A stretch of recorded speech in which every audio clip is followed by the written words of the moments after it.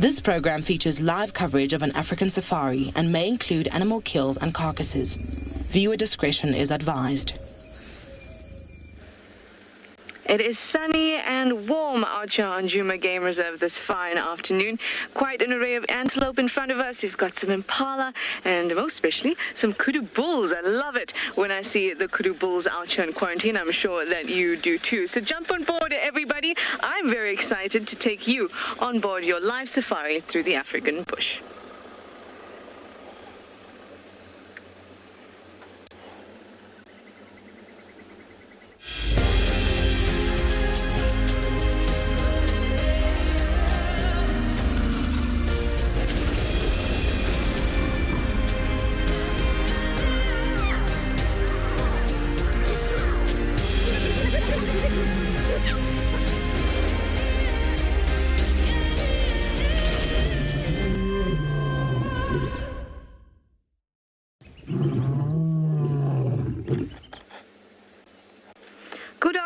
Good afternoon. Look at this. What a beautiful, beautiful scene. Like I said to you, here on Djuma Game Reserve, really, really warm this afternoon. And much like the antelope around quarantine, Mpho and I are looking for some shade, which is why I'm in this awkward position next to this bush. Hi everyone, it is me, Trishala, and like I said, I've got Mpho on camera this afternoon on Djuma Game Reserve. Very excited because there's potential for quite a lot of things. So looking at possibly torchwood lionesses towards the evening, maybe Tlalamba. She's got a kill near the Mulwati. That's something I really want to see because with the rains that we've been having this wet season, the Mulwati has been flowing just a little bit, but it's very, very pretty. So that's worth a look. And also really want to go check out the hyena den. So plenty of excitement to look forward to today. Now remember, it's your live safari, so use that hashtag WildEarth or @FC on the YouTube chat stream. You can also go to our website, register, and use the question box to ask us anything that you like. And for our wonderful kiddies, under 18s, you can use kids' questions at wildearth.tv. I think that these antelope are coping much better than I am with the heat today. I feel I am already damp. It's already sweaty and humid. But the antelope seem pretty fine. I must say, usually when it's sweltering like it is at the moment, you'll find them grouped under trees to a much more concentrated extent. You'll find herds in round little balls underneath the trees, but they seem fairly happy to just roam around at the moment. Now, something we don't often talk about with antelopes is that they also flick their ears. You know, we talk about elephants flicking their ears to remain cool. Ears, by the definition of ears, especially the outer part of it, it's called a pinnae. Those bits help channel in sound, but they're also large and have thin skin, so it means that they can dissipate heat quite well. So as we're watching these antelope, you'll see that they'll be swinging their ears around,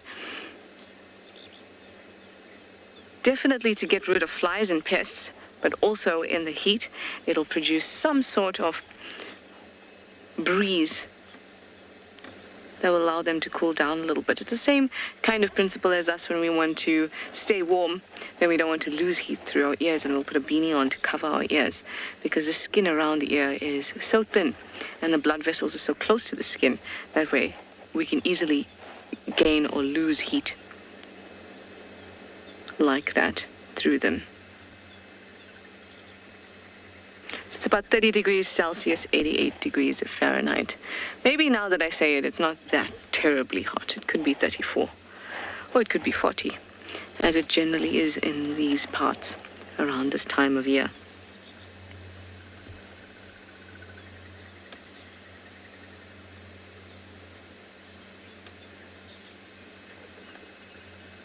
Look at those ears go. That's also very, very cute. Anyway, we're going to start moving south. Maybe first check out some waterholes, Treehouse Dam, and then we'll go from there. And I've told you all about the weather here on Djuma, so how about I send you over to have a look at what the weather is doing in our other locations.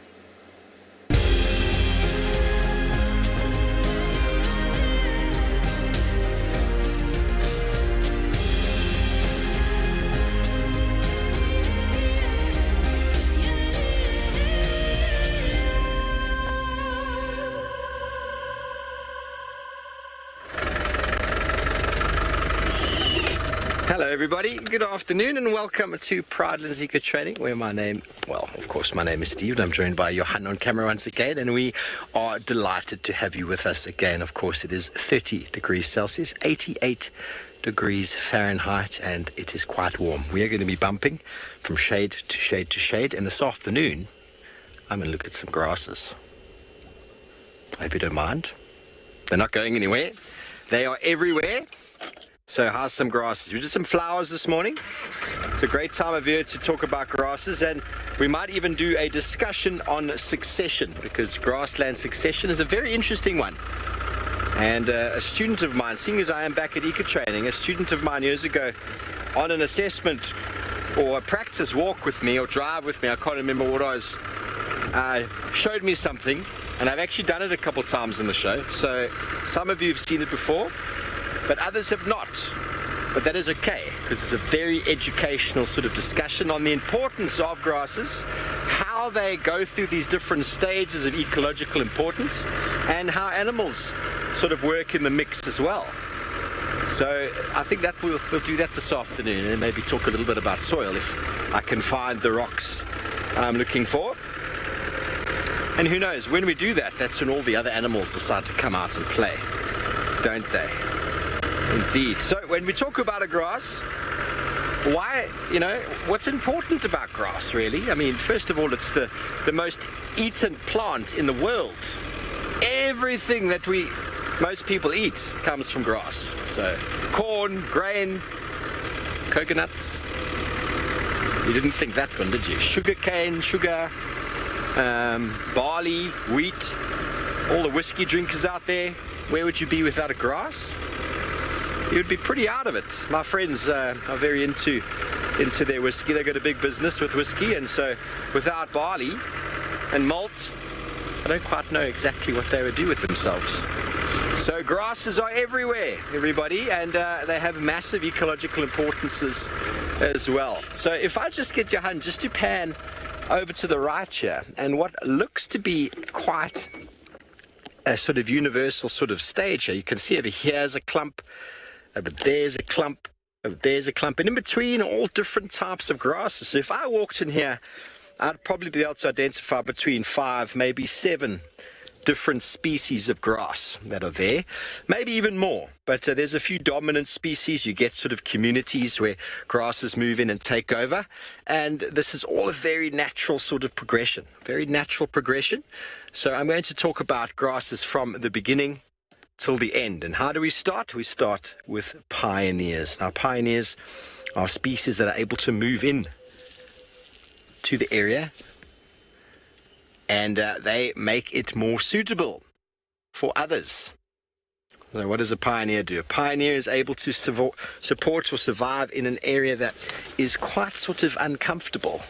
The first foot trekkers that moved up to this part of the world, they had to deal with lions, they had to deal with elephants, they had to deal with all sorts of very, very difficult conditions, and they paved the way for new people to arrive. So I'll start with my first little pioneer grass on the dashboard over here, and something that's quite easy to identify in a pioneer grass is that there's very little very little leaf, enormous amounts of seed. Okay, so pioneer is not really growing there to be eaten to a massive extent. It's basically growing there to produce seed, to cover the ground, to reproduce. I think I've lost, no I haven't. To reproduce and to add a bit of more organic material, and then through that other grasses can sort of accumulate. So this one is known as the tassel 3-awn, and I'll show you why. Okay, now grasses have got seeds. There is the seed at the bottom. You can kind of see it just at the tip of my finger. That's the sharp little seed. People who have sheep, who farm out in areas where this grass is, this is an absolute nightmare for them. Excuse me for the radio, and my seed has blown away. Let me grab another one. This is the stuff that gets into our socks. This is the stuff that gets into sheep's wool, and it actually burrows in. So that is the seed up at the top, and the other bits that I'm holding are designed specifically for distribution of this grass, and they're called awns. In grass we have distribution agents, and those are called awn. So this one very easy, called 3-orn. And that is the seed at the top there. Okay, so lots and lots and lots of seed. And this is designed to get burrowed in animals' fur, burrow in the ground, and look at all of that. Lindy, look at all of those seeds there. Look at all of them. And they are going to eventually do their thing. Lindy, a sign of life. It is beautiful. And so these seeds will fall in the ground, produce lots of little grasses like the one we just plucked. So enormous amounts of seed, very, very little leaf material. So that is one of the many pioneers that we have. And we also call them, I know this might sound a little bit confusing, but we also call those grasses Increaser 2. Now don't worry too much about these terms. There's Increaser 1s, Increaser 2s, Decreasers. Now Increaser 2, just so that you know, increases when there are too many animals around. A good friend of mine, David, told me that once. Too many animals, so they increase with overutilization. So they're actually there designed to protect the soil and to increase when there's too many animals feeding on the area. So they are a disturbance mechanism. All pioneers are Increaser 2s because the area, something's happened and they've moved in. Does that make sense? You get some grasses that Increaser 1, we'll discuss that later, and others that are called Decreasers, we'll discuss that as well. But within the Kruger Park, there's, I think, 91 species of grass, and only about 11, maybe 12 that are really of ecological importance from a manager.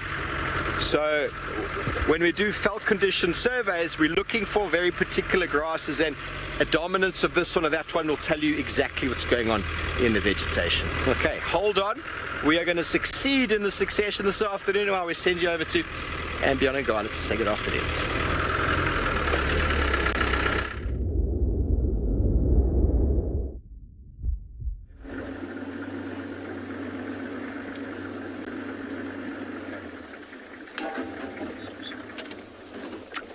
Good afternoon and welcome to Angala, where we are looking at some lions drinking.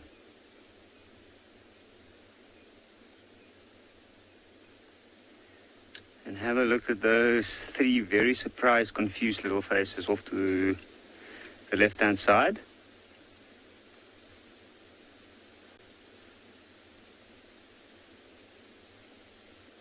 And a quite concerned mother, and I think she's just giving a quick glance, looking back in the direction of the carcass. Looks like they've just come for a drink.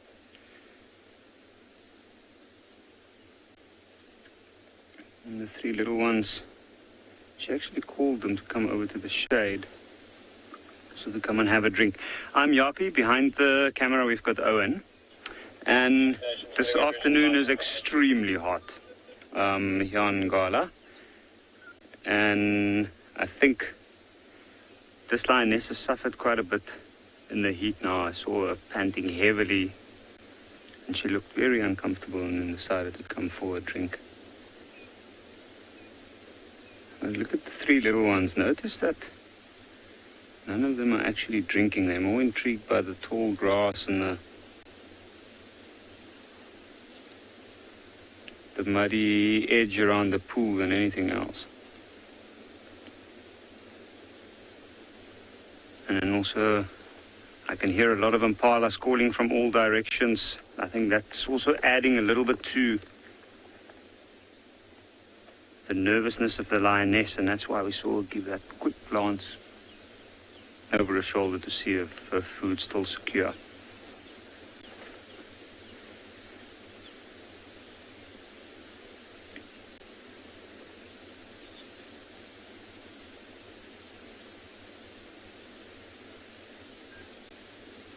Peach Buddy, I agree with you. I think they are adorable, especially at this age. These little ones, they're still quite young, and we don't, on Angala, we don't always see them this early on. And you can see there's also a large elephant in the area. Listen to that.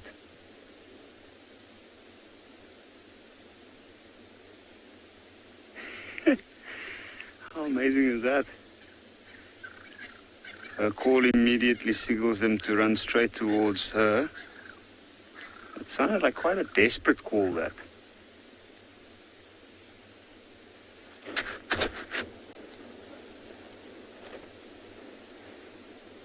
Now I'm curious to see what she does. That big elephant bull in the middle of the clearing doesn't seem to be aware of them, or maybe he is, maybe he just doesn't care. But I wonder whether this lioness will go back to her carcass now. Something's drawn her attention towards the carcass, and it's a vulture.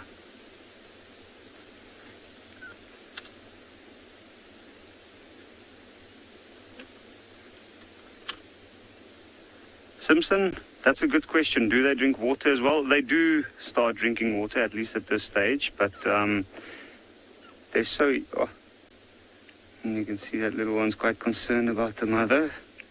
I think now they're going to move over to the same direction.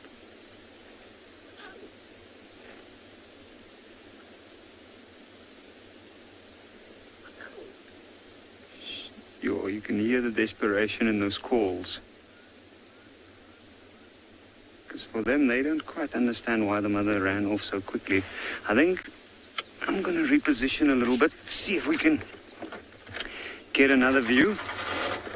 But Simpson, to answer your question, the lion cubs do actually drink water. At this stage, they're just used to drinking milk, and these ones are still very young. They're about 8 weeks only now. On Angala, it's rare to see lion cubs this relaxed and out in the open at that point in their life.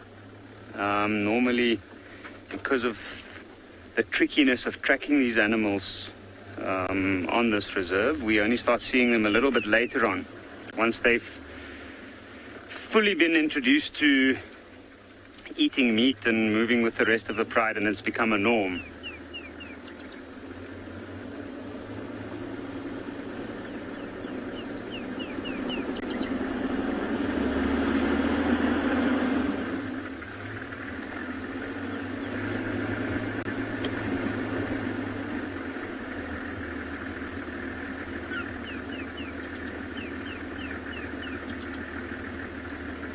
Lucy, that's a good question. What is the population of lions at Angala? I don't know. I would like to know, though. But it keeps changing every day, every year, every season. It depends on the movement of lions. It's an open fence system. There's no fences separating it from the nearby reserves, which means that lions can come on and off as they please.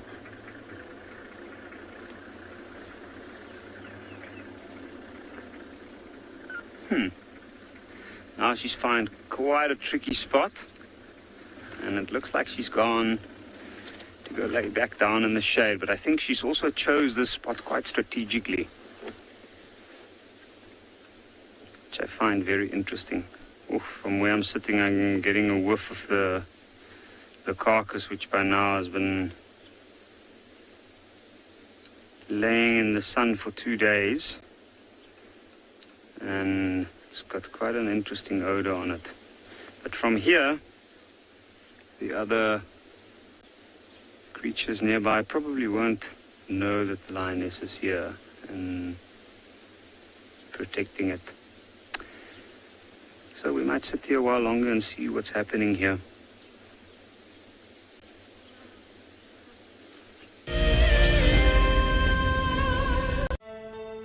Just look at that. It is absolutely incredible. And as far as I can see, that all falls within the reserve. So it is a vast landscape, but we are gifted with these incredible things. Yeah, the wildcats, the aardvark, you name it. It just keeps on delivering. It's just such an incredible privilege to be out here.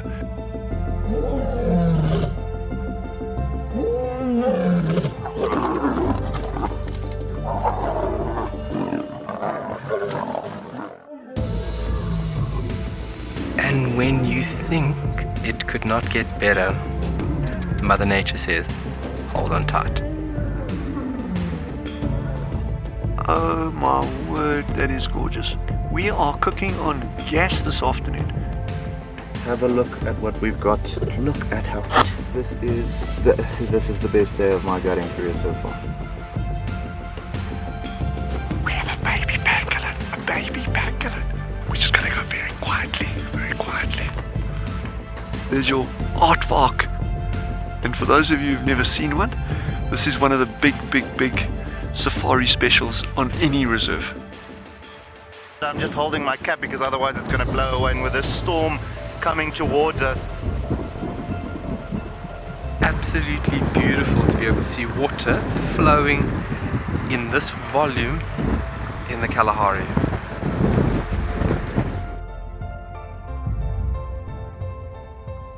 Oh, look at that. You can see the structural component of these flowers. It is perfect. Such a treat to be in and amongst these incredible insects. How lucky are we? You can see how close they are to the vehicle. Very curious.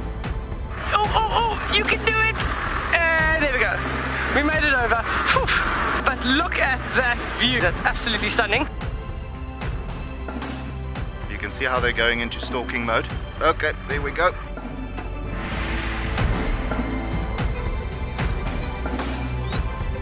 This one female is gonna walk straight past the car now. Absolutely stunning. Look at that. I mean, do we just not have the best jobs in the world? That was epic.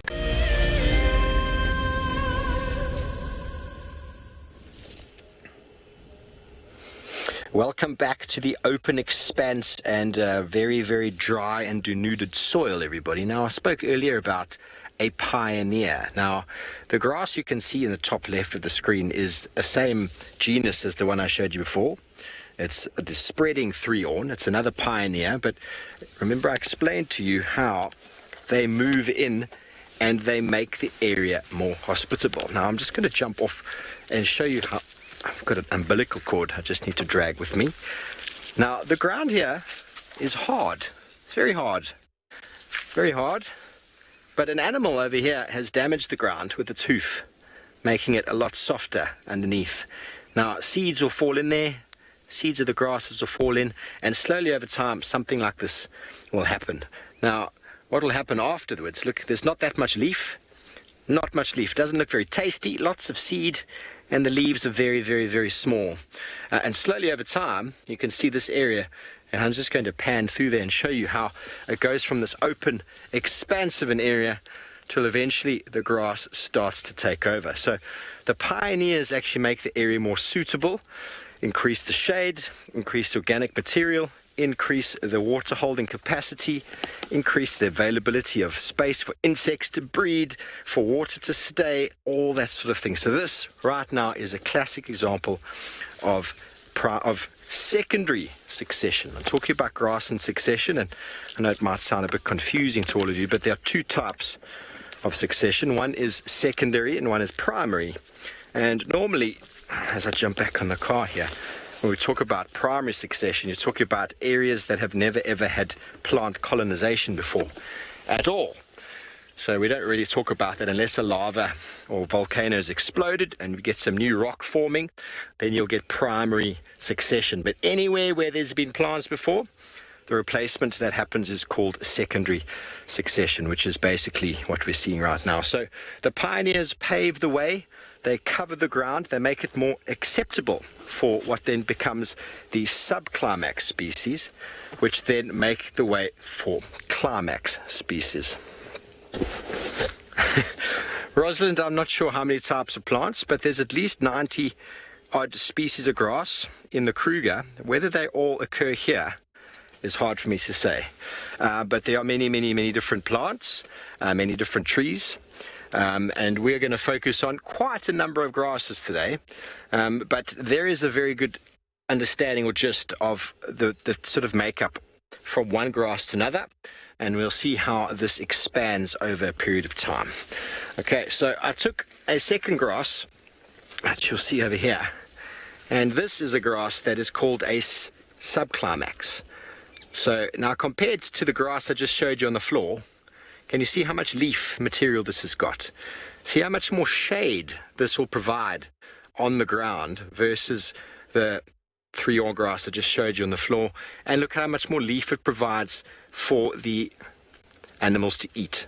Okay, so this one is called a subclimax, and this comes in after the first grasses do. And what it does, increases moisture gain, increases organic material. Look at all this organic material here that's falling off the plant.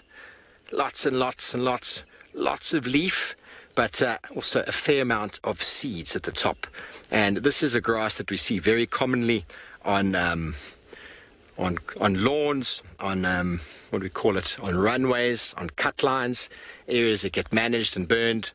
This is called signal grass. It's very easy to identify because it almost looks like a whole lot of signboards going this way New York 2,000 miles, this way London 4,000 miles, you know, those kind of things. So signal grass, subclimax, and it's tasty to a degree, but it's got far more leaf material and far more shade potential. Look how much, that is what we call a tuft of grass. See how much more material there is in there. I mean, I did rip this up off of the ground, everybody. I did it very sustainably. But you see how much more there is here versus that 3-year grass on the floor. So this will then make space and room for a much sort of more shadier area, a much more shade tolerant grasses, but subclimax. Okay, so that's stage 1. Pioneers, stage 2, subclimax. I'm going to put this one back on the ground where it's going to decompose. I'm actually going to put it right over there, so it's going to go back into the vegetation, into the soil, and sort of form part of the nutrient cycle again, everybody. Because the nutrient cycle is very, very important. Gabby, grasses do grow in most climates. I think there's even types of grasses that grow in the permafrost, but I don't really know. Grasses grow very high. A lot of them are very sort of frost tolerant. Where trees don't grow, grasses grow, so trees are more sort of tropical. But grass is the most abundant vegetation type, as far as I'm aware, on the planet. And all of the major herbivores, all the migrations, all of the large herbivore movements are all to do with grass. All to do with grass. Most of the livestock, all the livestock I reckon around the world are fed on grass. If not the grass itself, they're grain fed, which is also a grass. So it is a very, very, very important element, and very important for us to understand it. Not many people, when you first start talking about grass, go, oh, I'm very interested. They don't. But after this chat today, everybody, I hope we're going to be able to delve deep into your sort of a sense of humor, as well as into your understanding of a vegetation type, or type of vegetation that is vitally important for animal survival. Don't forget, animals feed on the leaves. Weavers make nests out of the leaves. Many, many birds feed on the seeds. Enormous amounts of birds feed on the seeds. And did I mention whiskey before? I think I did. Yeah, I think I did. Beer, hops, barley, hops, malt, corn, grain, maize, wheat. It just goes on. Can you think of another one? Johan, I can't at the moment. Whiskey. I think I've heard that already today, but and obviously you get different sort of types of grasses that like different types of environments. So the grasses we find here, we won't necessarily find up in Johannesburg or up in the Highveld. You get different types of grasses up there, but there are some that can transcend and can transition. It's a very adaptable plant, and those of you who've got a lawn back home will know that grass also likes to be grazed to a degree. Not too short.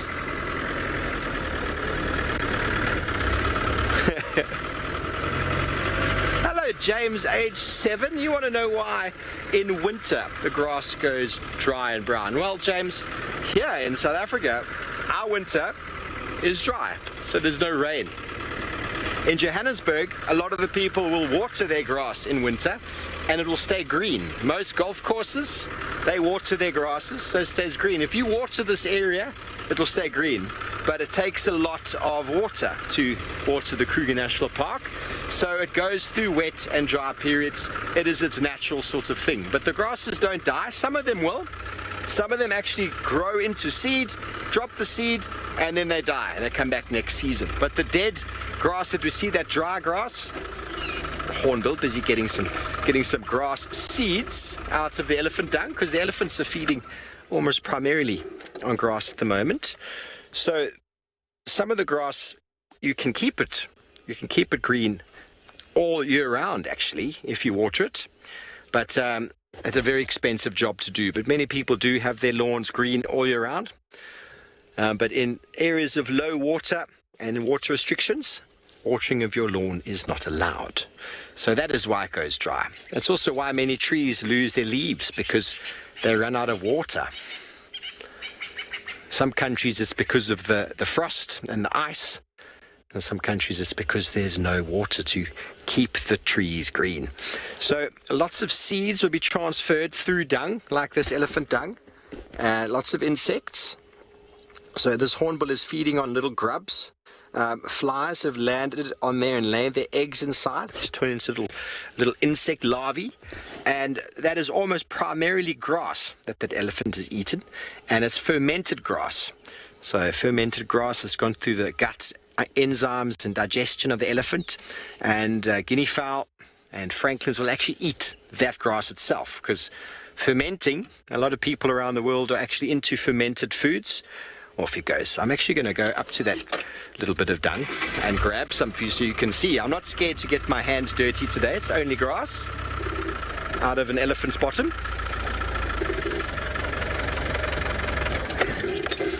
Let's see what seeds we can find still available as I just unclip myself for 1 second and pull my umbilical cord along. Okay, what have we got? Okay, maybe I'll get a stick. There we go. Little stick. It's still quite wet. Oh, there's lots of bugs and insects there, all burying that into the ground. I don't know if you can see any of that, Johan. It's all wet over here. There's grubs and beetles and all sorts of things. But I'm going to bring some of this back to the car. It'll be easier to see. I don't know how many physical seeds come through with the elephant dung, but this time of year, elephants are feeding a lot on grass. They are feeding on some of the leaves. Let me plug myself in so that I can hear Elton whispering sweet nothings in my ear. Okay, so here, I'm going to hold my hands very still. Here are some beetles. Can you see the beetle there? So many insects will actually live their life in elephant dung. And this time of year, elephant dung is full of grass. There's a stick. There's a grass stalk. So that hasn't been very well digested. Lots of cellulose. Now remember that word, cellulose. We'll talk about it. That is definitely not grass. That is a stick. But look, there's a beetle. He's loving life inside this elephant dung. And there actually are some grass seeds there. They haven't been digested. You see that? So some seeds, many plants around the world actually require going through the digestive system of an animal to be able to germinate. Not all of them, but some of them require it. Very, very important. There's another stick. A little bit of bark. Lots of grass, but more seeds. There we go. Oh, look at all those insects. Look at all of them living inside this elephant dung. How marvelous. Without that elephant dung on the floor here, none of these would probably have any life. They wouldn't be able to breed. Many of these insects have got very short life expectancy, very short lifetime. They lay eggs, they turn into beetles, or after the larvae, and then off they go again. So grass, cellulose. We'll talk about cellulose. Don't let me forget about cellulose, Johan. Okay. Very, very important. And then there's some sticks. Okay, so a little bit of grass, a little bit of leaves, but mainly this time of year we are... Just put it back with the rest. We are looking at grass for the elephants because it's very tasty, it's very green, it's very juicy. Patsy, they will, to a degree. Some of them will bury it, some of them will take it away. The dung beetles take it away. Some of them live inside the dung, and some of these elephant balls will stay like that, and they'll be able to actually live inside there for a little while, a few days, a week, perhaps, until the termites eventually get back to it. If the insects don't deal with it now, the termites will deal with it later. So nothing's wasted. And once again, where does all of it go to? Back into the soil, back into the nutrient cycle. So very, very important, the nutrient cycle, everybody. The plants are able to access the nutrients from the soil. They then bring that up through the roots because the rainfall falls into the ground. It dilutes or it picks up the salts and the nutrients, and then the plant's able to pull that up. And then the grasses produce the greenness through photosynthesis, and they are called producers. The grasses produce the food, and then the consumers, primary consumers such as elephants and buffaloes and rhinos and all of that, are able to eat that and digest that. Then the secondary consumers, which are the likes of us, and the likes of, well, some of us are actually primary consumers if we're vegetarian exclusively, but then secondary consumers eat the primary consumers. So it is, and eventually all of us die. Our poo goes into the soil, our bones go into the soil, our urine all goes back, and once again, what happens to it? You guessed it, it goes back into the soil, it comes back up as grass and fruit and vegetation once again, and the cycle continues. The cycle is a loop, everybody. The cycle is a loop, and together with the soil and the nutrients, the most important factor is this over here in front of us, and that, ladies and gentlemen, is the water.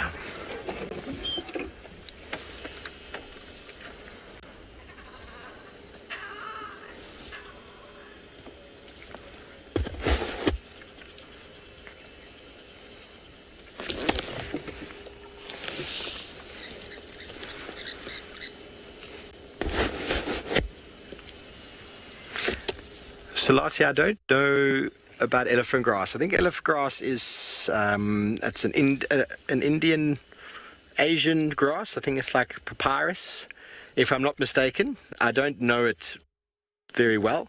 I know in India the elephants feed almost exclusively on tall reed-like papyrus-like vegetation.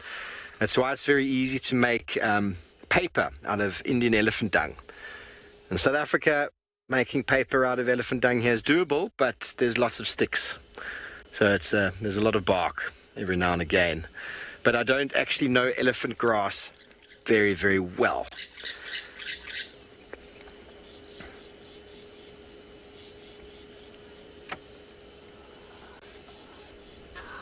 So looking at the watering hole, looking at rivers and estuaries and wetlands, all of the reeds and the sedges that we find along our sort of coastal, inland coastal areas, all they're designed to absorb excessive nutrients, because all of the estuaries flowing downstream, all the rivers flowing to the ocean are loaded with soil and sediment and nutrients. And the wetlands, which are across the world, unfortunately most wetlands have been destroyed. It's only 5% of the world's wetlands intact, are there to slow down the movement of water, slow down flooding, and to increase the absorption of nutrients back into the plants. And we've seen the increase in flooding around the world. Have we not noticed on the news how many more floods are happening every single year? Wetlands are supposed to slow down floodwaters, but unfortunately, wetlands are also sinks of nutrients and organic material, and they are very, very, very successful or very useful places for growing food. Which a lot of people have done around the world. Very moist areas, lots of rain, lots of liquid in the ground, lots of nutrients, beautifully productive. But unfortunately, those areas are designed to slow things down. And when we clear an open area, we remove that potential for it to do its ecological function. And ecological ecosystem services around the world, such as flood regulation, nutrient absorption, pollination, lightning strikes which nitrify the area. All of these are natural services provided by the environment that we take for granted, and you can never package on your product. You can never say, oh, it cost this many bees to produce this fruit, because that ecological service is never taken into account on a cost per cost basis. The floodwaters and how they are slowed down and nutrients recycled are not taken into account, and we definitely need to move to a different economic system where environmental sort of factors are taken into account properly, because they are unfortunately being destroyed. I don't think anybody watching the show can disagree with me in that regard.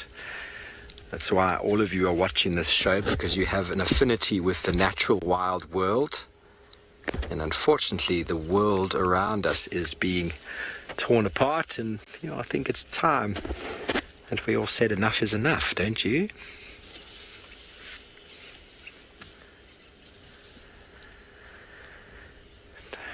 Well, everybody, I'm not going to stop this afternoon. I'm going to continue with my discussions, but let's send you over to Tswalu Kalahari for Maritz to say good afternoon.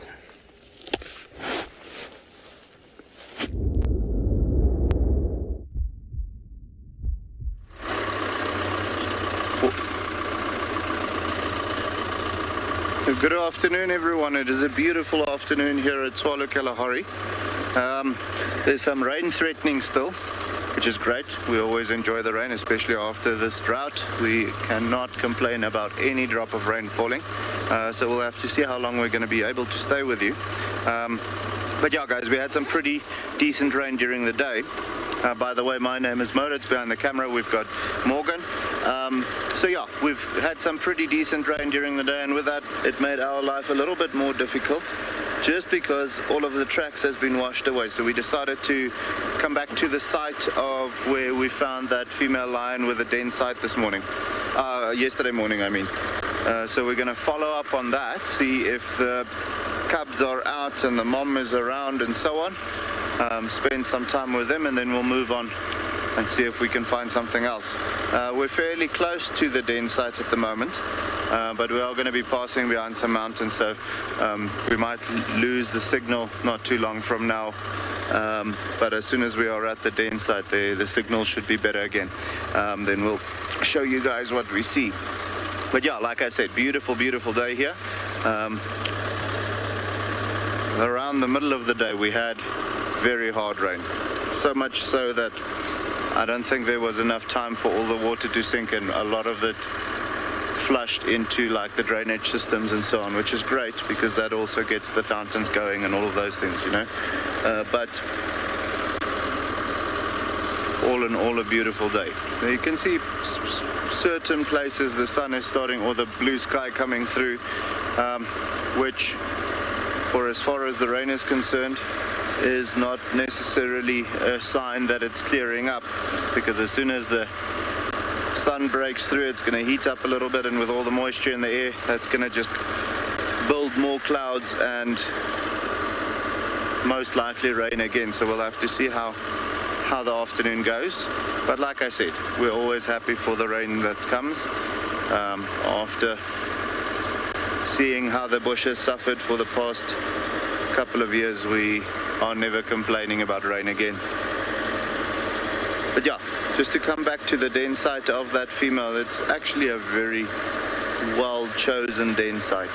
In amongst the rocks, lots of hiding spots for the little cubs, and it's just the perfect little spot, not too far away from water, close to where there's normally good game activity, so it's not too far away for her to move, to be able to hunt quickly and feed and return to the cubs without having to physically drag the kill closer or so, which they won't do in any way. So yeah, the Southern Pride really has a couple of very good established den sites which they use to move the cubs around in between. So yeah, we'll have to see. We're actually very close to where we're supposed to go in now. I'm just looking for the 2-track quickly, and then we'll go closer. There we go.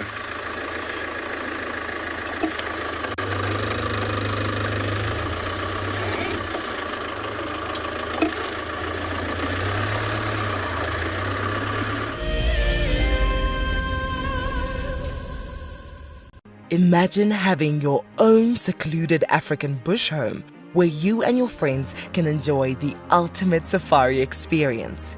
If you sign up to be a Wild Earth Explorer, this could become a reality. Tumbeta House is located in the heart of Djuma Private Game Reserve, the home of Wild Earth. You could win a chance to stay at this intimate wilderness retreat, offering you the rare and highly sought-after privilege of your own home in the bush. The prize includes 3 nights for 6 people and includes daily game drives, a chance to see the Wild Earth Camp, and have dinner with one of our guides. Sign up to be a Wild Earth Explorer before the end of February 2021, and you could be heading to Djuma, the place that we call home. Available dates are limited, so terms and conditions apply. Being a safari driver requires some serious multitasking ability. You've got to be able to talk, look at the road, steer, and occasionally get the vehicle into the right gear. Do not crash into any trees. Oh, that's a dozy. Just jump into the car and hope for the best, and you'll see where it takes you. No, I'm just kidding. I'm surprised they're moving as fast as that didn't go well. Who is the best driver? Well, me, of course, although some of the cam ops might disagree. Hi, my name is Tristan Dix, and I am a guide here at Djuma Private Game Reserve for Wild Earth. We love connecting you to the African bush, and we always look forward to all of your questions. If you want to ask a question on Wild Earth, you'll need to register on the website. Once registered, go to our live safari page and submit a question below the live feed. Catch up with me on Wild Earth. We have a baby pangolin, This is off the charts. This animal is about from your fingertips to your elbow. That's the total length of this animal. This is unreal. This is like now my 4th Christmas in a week. We should do this more often. Tune into Wild Earth every single day. It's in your nature.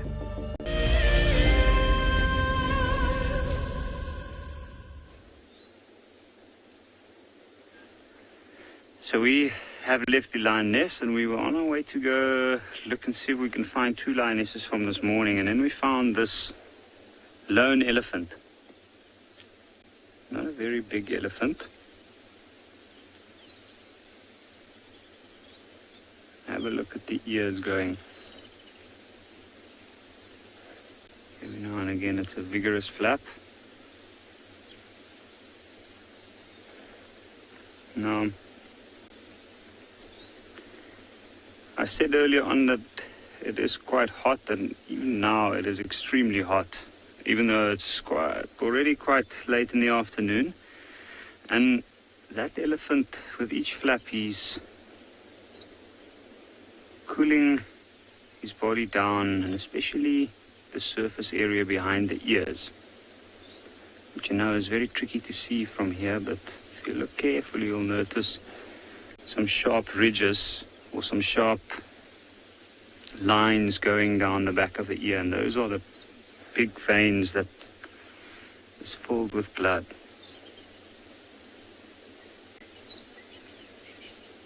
So gradually that area cools down as the elephant moves its ears like that, and eventually all the blood that gets pumped through the ears get cooled down.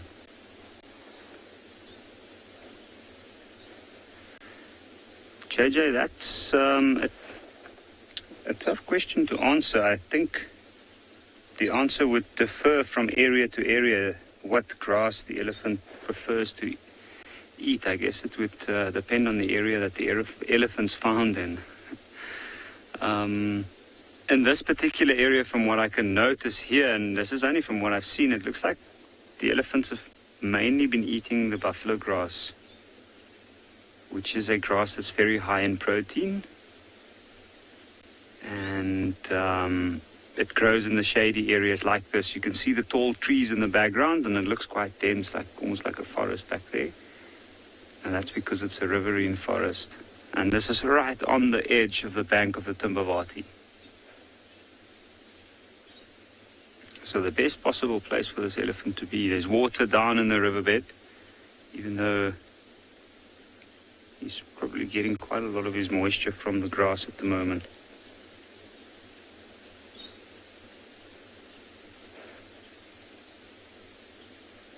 And these long stands of buffalo grass here, everywhere in the shady spots around the clusters of trees or smaller shrubs.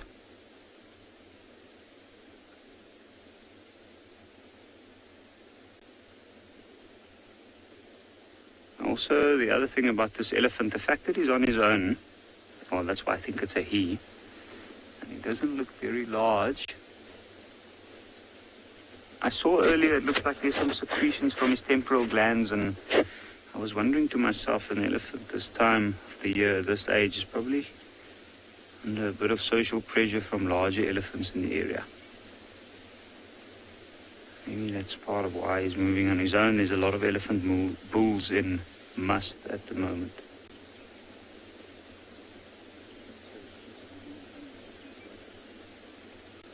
Yeah.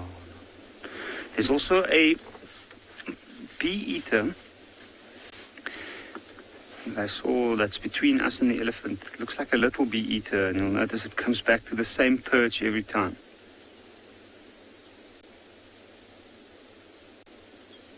And that's another thing, and that's why it's so much, like there's actually so much happening in these denser areas along the riverbanks. It's not very easy to spot stuff. I had tracks of a leopard not far back, a few hundred meters on this road that I'm on at the moment, and I can hear some squirrels calling in the area, but it will be extremely hard for us to actually spot anything in this long grass. But there's a lot of small little flying insects within this grass at the moment, small little critters moving about. There's also a lot of water here. And large animals like that elephant moving through the area feeding disturbs them. And then we have these little birds often following them.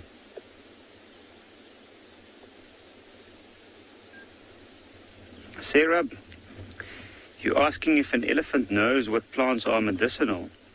I'm sure they have a knowledge of what benefits them in a certain way.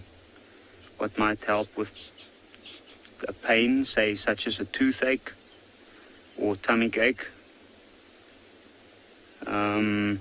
I think seasoned elephants that's very experienced do pick up on these qualities in certain food sources, and they will definitely pass it on to their young. I guess that will also differ from one area to the next, and it's probably not something that they will always consciously go and look for. I think it's something that they probably realize along the way, if they do. But yeah, I'm not entirely sure, actually. It's a really good question, I think.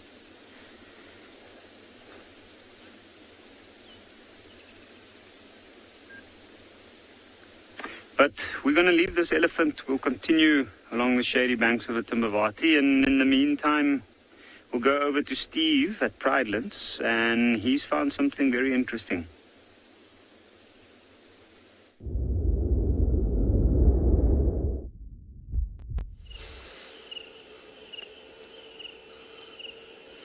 Good luck around the Timbavati River, Yapi. We are at the bottom of a dam, so basically the overflow of a river, and down in the sort of drainage line that we would call it. It's not a major river depression, but it is a drainage line. We get lots more tall trees, lots more shade, and with the shade comes a sort of dominance of certain types of grasses, and in this case it's a Climax species. Yes, I told you I was going to get there. I told you I'd eventually get to the Climax grasses. And this particular one is known as the Panicum maximum. It is pretty much the dominant grass we see down here. And the reason why we find it down here in these shady areas is because of the shade, because of the nutrients in the soil, because as I spoke about before, rivers drain nutrients downstream to the ocean, but they don't all just wash down to the ocean. It's a very slow progression. So down these little depressions, there's lots of nutrients, the soil's quite deep, lots of tall trees, lots of alluvial sediment, which leads to nutrients, which leads to lots of Panicum maximum, also known as the blue buffalo grass or white buffalo grass. There's a couple of different names, and that is one that's been stripped almost completely clean of seeds, as birds like to eat this grass. Very beautiful seeds. I like to eat it myself. And being a Climax grass, this is sort of the end stage in the cycle from pioneer to subclimax to climax. You guessed it. But it is not a linear progression, everybody. It is a cycle. This area still has the potential to be burned. It has the potential to be overgrazed. It has the potential to be disturbed. And what happens? It'll go all the way back to the beginning. So it is in flux. These areas are not, as in a perfect world, it will go from pioneer to climax and stay there. But that is not how it works. It's constantly changing, constantly evolving. But essentially what grassland succession can lead to in areas of much higher rainfall and areas of no fire is this climax grass will eventually lead to trees taking over, and then eventually will lead to forest succession. So essentially that is the whole cycle of plant succession. It starts with a very open, disturbed area. The grasses are the first ones to colonize, the pioneers, the subclimax. Certain sort of pioneer trees can start to move in.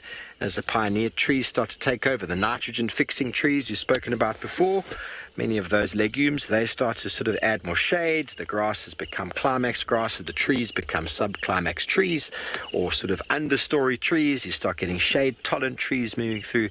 Eventually, over a period of time, you have a forest.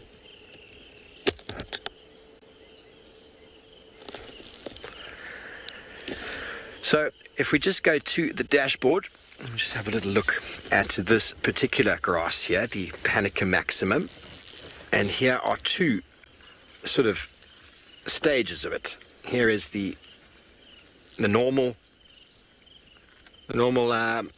inflorescence that's popping out, and here is a brand new one that's growing. Okay, so grasses grow from their inflorescence, and they also grow from the base. They're called basal growth. That's why grasses get grazed. They actually get stimulated. If you cut them too short, they don't like it. But this inflorescence is sometimes easily popped out like that, and it's very, very tasty. Very, very juicy. Very tasty grass. And when those seeds are ripe, the birds love them. I like to eat them as well. But I just grabbed a handful, everybody, of grass from the bottom. I didn't grab the entire plant. And have a look at all of this juicy, luscious green leaf. This is what the buffaloes come down into the drainage line and use their tongues for, to pull that leaf material. Now, climax grasses are sort of described by their sort of amounts of seeds, of course, but lots of leaf, because they want to produce leaf. They are very, very growing grasses. They are producing far more shade. You can almost not even see the ground underneath here, and then all of the organic material that is being deposited on the ground is obviously benefiting, once again, the nutrient cycle, because all the insects, there's even more area for insects to grow and to proliferate and to do their thing. And slowly but surely over time, all that nutrient is recycled. And more animals come in, more dung, more urine is distributed, more disturbance, and so the cycle continues. So beautiful, beautiful grass. And we'll discuss it a little bit more as we go along. Very nice. I hope you're all enjoying our grass discussion this afternoon. We've been enjoying spending a bit of time in the shade, because we can do that when it's hot like this. We can focus on grasses. We can park in the shade. And when you park in the shade, well, you don't get as burnt. But what we're going to go do now is find a nice sort of open sandy patch. And I'm going to run through a little summary of what we've discussed here and show you how it goes from one to the next. Bobby, I'm not sure, but some of the grasses out here, all grasses are stimulated by water, but some grasses in the world obviously need less than others. But I'm not really sure what grasses need little water. Out here, the cycle goes pioneer through to climax, and nutrients versus shade will affect the different species. So out here, they all get very similar amounts, but these grasses are also very drought tolerant. So they will sort of struggle when the droughts arrive, but they seem to bounce back very, very quickly. And how that happens is many of them have got seeds that are fed on by ants, and ants take them down into their burrows, into the ground, and then when times are good again, they re-emerge. So all of these plants that we see have evolved seasonal cycles. Oh, see, we've even, it's gone. There was a squirrel busy eating something from an elephant dropping. I'm just going to try and get up this little bump. So now, what is the other purpose of grasses, everybody? Now, Their roots are obviously very important in that they anchor the soil, don't they? Oh, guinea fowl. There we go, running in the road.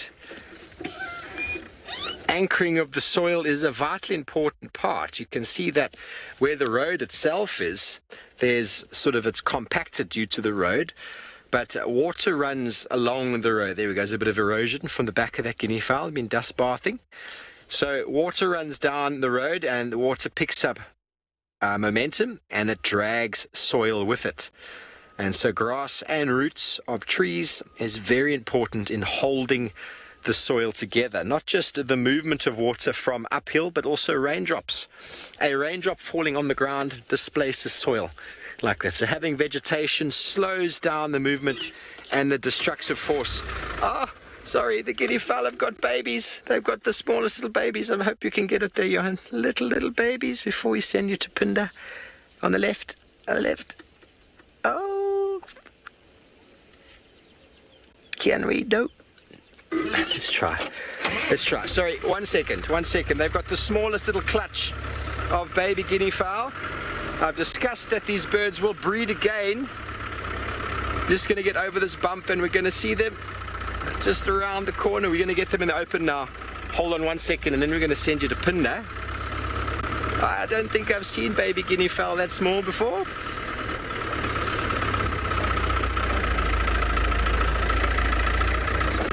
Yes, there we go, running in the open. Oh, it is. How cute are those? Oh my goodness, those are so brand new. The guinea fowl have bred again. You beautiful little birds, you. Oh my word, that has just made my absolute day, everybody. It's made my day. Okay, well. Did you see that? Oh. Okay, Elton, thank you. I'm sorry I got so excited there for guinea fowl babies, but they were very cute. But I think now that we've seen them, we are going to be sending you over to Pinda.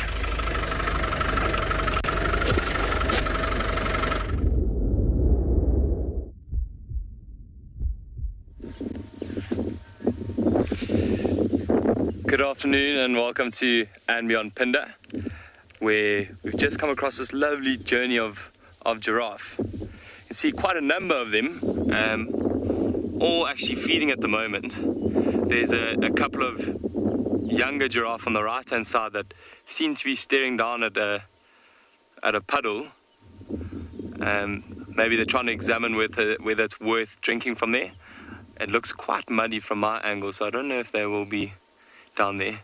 The adults kind of walk straight past it, but maybe with the inexperience of these youngsters, they still just want to check it out. I don't think it'll taste too good though.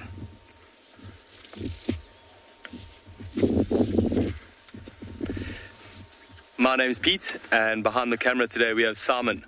And we've got such a lovely afternoon here, quite nice and hot. We've been out looking for cheetah the whole afternoon. Unfortunately, haven't got too lucky in that respect just yet, but very happy to have found these beautiful giraffe.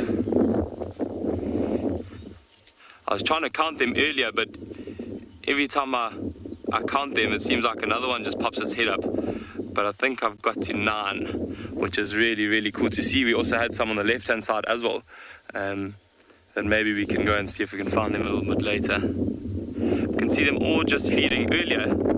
They were just standing and just chewing their cud. Often when it's really hot, they won't spend too much time actually picking the leaves off. It takes a lot more energy. So they'll just stand there and digest their food. They've got multiple stomachs.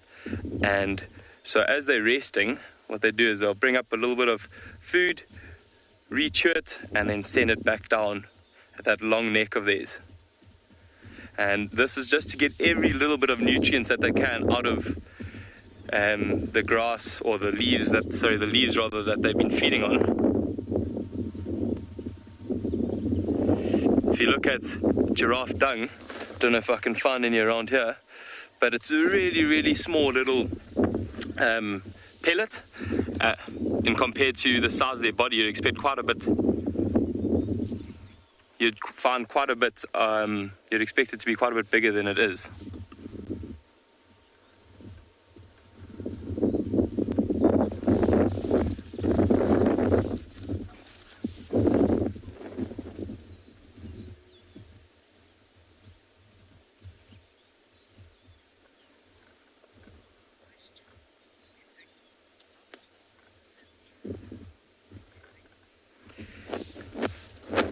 Blessing, they get to about 18 feet, so 3 or 4 meters.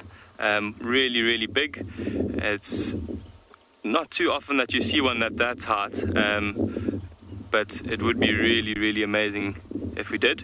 I'm trying to scan to see if we have got any big bulls here, and it doesn't seem like we do. We've got some younger bulls, but one of the ways of telling the difference between males and females is if you look at their horns. The females have hair all the way to the top of their horns, and the males, on the other hand, have like a bald patch on top. So if we try and identify, the males also have quite a thicker horn. Obviously at this moment we can't really see between their legs or underneath their belly, which is obviously probably the easiest way. So the other way we do it is by looking at their horns. Often the case, if you see a fully grown bull as well, he'll be quite a bit darker than the females, but that's also related to genetics.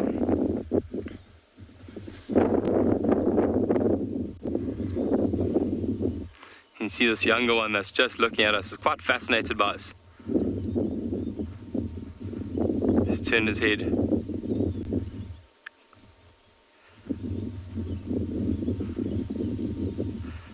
And there's a beautiful red-billed oxpecker on its side there. And quite interestingly, 2 days ago, we saw a yellow-billed oxpecker on Pinder, and that's really, really, really rare to see. There haven't been a lot of records. I've read something that there's only been about 9 records in the last 60 years, so it's a really amazing thing that they are starting to kind of increase their range.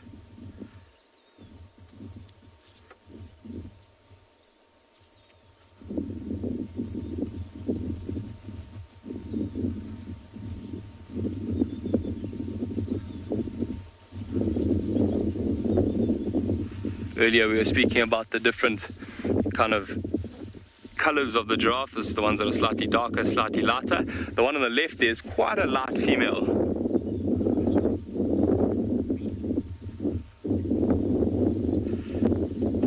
Lindy, that's quite a good question.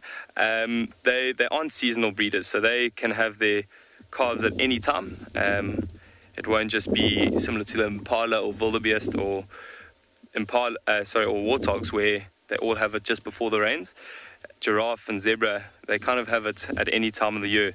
They'll come into estrus when they have sexual maturity, when they reach the right age, and then they'll have a youngster when they get into estrus, or that's when they'll mate, and quite a long time afterwards, about 22 months, then they'll have a youngster of their own.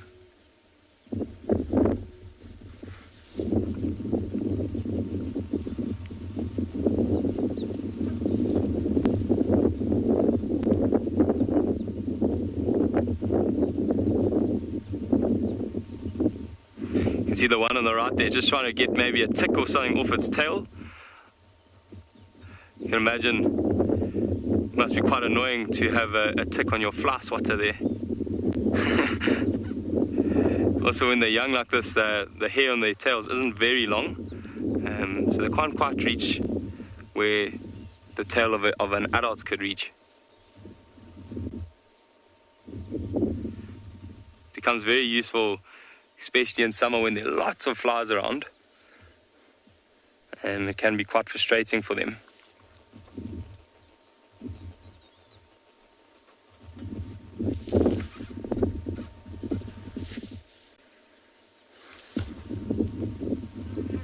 Look at that one there, just on the right hand side at the back. Shame it's taking off the very last leaves of that buffalo thorn. Doesn't look like that tree has too many leaves left. I'm sure if all of those leaves go, that tree's going to take a lot of strain. That buffalo thorn's got really, really nasty thorns, but it's amazing. It's one of the giraffe's favorites, and they don't seem to mind it too much. But we're going to send you off to Trish, who hopefully has some interesting things around the waterhole.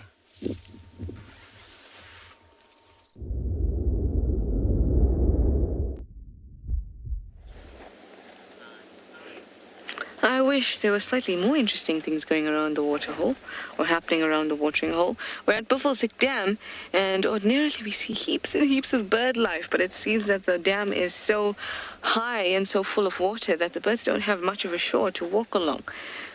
So it's actually quite quiet. Have a listen.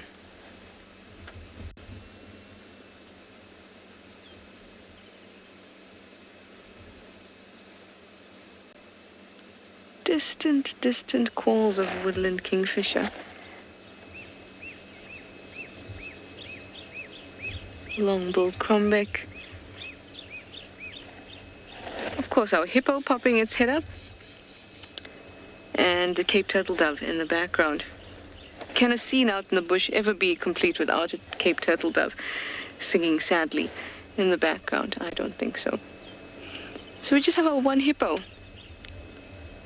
on that side of the dam, but I must say that he's been quite entertaining.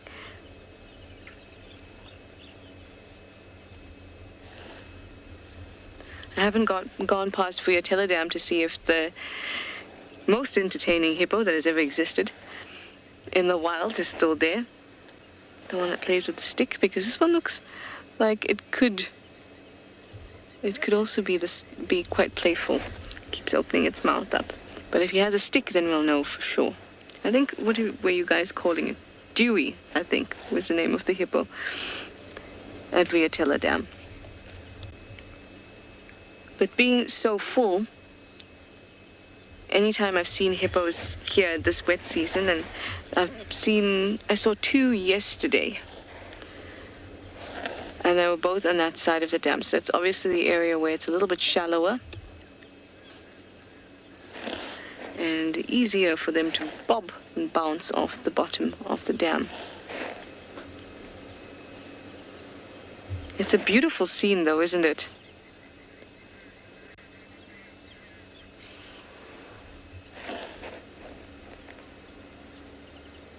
Oh.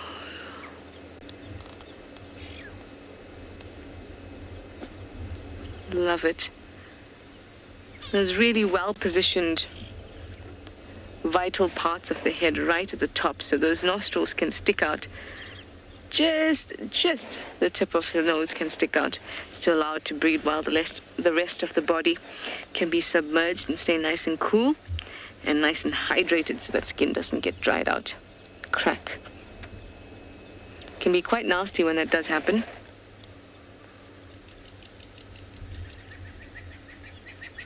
Sometimes you'll even find that hippo cows with calves will drool on their little ones to make sure that their skin doesn't get all cracked and dry in the dry season, at least.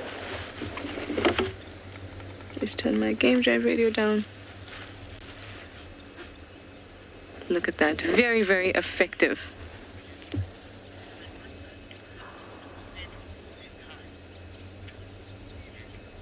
Hi, Candy Girl. You have a cool question. You'd like to know if the hippos in the winter will still spend all or a lot of their time in the water. Yes, hippos are amphibious. So hippos will always spend time in the water. If there isn't water around, you're not going to find hippos. And in the dry season, especially if it's a particularly severe dry season and there's no water around, hippos are going to move to find water. So you're not going to find them lurking in the bushes for extended periods just because there's no water around. As soon as they figure out that, you know what, this water is getting really low and now half of my body is sticking out because this actual dam. We have had picnics on the shores here with there being just a tiny spot of mud really in the middle of it. And still there'd be a hippo trying to use it, but it was just not sufficient. But that hippo would have at that point, if not earlier, moved away from here and found a more permanent water source. So for us here, if it's a really bad dry season and consecutive years of bad rains, this dam would dry up. So this hippo may go to Chitwa. Chitwa is a fairly permanent water source. I haven't seen that dam without any water. It may have been low, but still a good amount of water, especially for hippos. But the only time that they're leaving the water is when they're going to feed. And that'll usually be in the evenings, but not always. If we go up to Kayamanzi and Buffelshoek on a nice overcast day, you'll see them out and about. But their skin is very sensitive and they're adapted to an amphibious lifestyle. So without water, hippos can't survive.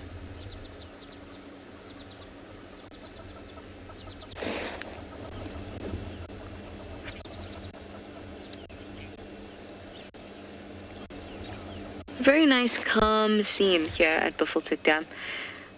Although no, there we go. Although no loud bird calls, I like the calming faintness of the ones in the distance.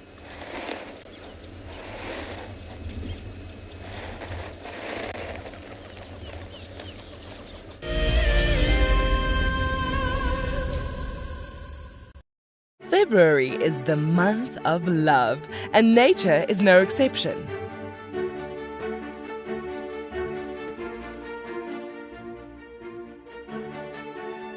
Tristan and Trishala will be igniting the flame to discuss the bonds formed in the African wild. Sign up to become an explorer and join them by the fire on Sunday, the 28th of February. Wild Earth Explorers. It's in your nature. Sometimes love wants to make you sing. And sometimes love wants to make you bow and fan your wings to your bow. For the southern yellow-billed hornbill, these are signs that love is in the air. These birds are destined for a season of monogamy at least. Breeding pairs are in it for the survival of their chicks. But before love commences, the male needs to woo his valentine with food in the form of nuptial gifts. I'm Nikki here at Ambion Angala in South Africa. I love getting questions from viewers about all the small things within the environment and how it all is integrated with one another.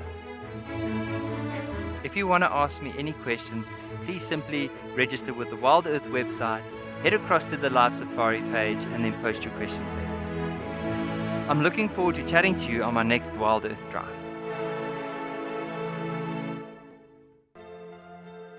Guys, have a look at what we've got. This is better than my birthday. Look at that. This is the first time that I ever see cubs this small. This is so special. This has officially just become my best sighting of all times. Tune into Wild Earth every single day. It's in your nature. There's a grounding earthiness to this place that we feel in our ancestors. It's a place where, believe it or not, we evolved as a human species, and anyone who's come to Africa will understand that. The connectivity that the continent has to the person and to people's souls is next level. I'm thoroughly looking forward to taking you on your next adventure when we explore all the small and big things. Catch up with the guides daily here on Wild Earth.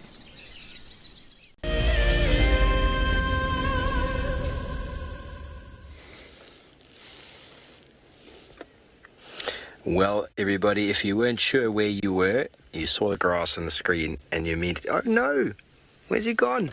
Goodness gracious, he just ballooned. Everybody, this spider has just ballooned. He's now going to start making a web. Now, what I find incredible is I actually plucked this grass stalk because I wanted to discuss inflorescence types. And this spider moved, and look how camouflaged it is to this feather-top chloris. He is incredible, isn't he? And he moves his body in a way that mimics the shape of the grass. Now he's looking a little bit strange compared to the grass, but he put his bum in the air. His bum blew some silk. The silk is now attached to my windscreen. A second one has just gone now. And then he ran up it. And now he's starting to build that web. So now, not only is the grass ecologically important for all the other functions we spoke about, but many organisms will actually, and have evolved, to live on them. I mean, how many spiders do you think you've gone past out here in the world when this fellow, I only noticed because I managed to pick that one piece of grass and he popped up. I have no idea what type of grass, what type of spider it is. If anybody knows, please do let me know. What a fantastic find. So the objective of this discussion was to talk about the different types of grasses, the different types of inflorescence, and how we identify them, because there are so many different types, and it's why this time of year, we use these grasses for identification, because they are flowering. And grasses all flower with these inflorescence, which is essentially their flower, although we call it inflorescence, and it is all wind pollinated. They produce a variety of different types of seeds. The seeds themselves are either blown through the wind for distribution, they're either eaten by birds, or as discussed before, they go underground and are taken by ants. And some seeds, actually, or plants, produce a very specific type of seed that gives the ant food without it eating the seed. So when different fires or heat intensities arise, those seeds will actually come back after drought. Obviously, going underground is beneficial for a seed because you're not prone to being eaten by rodents.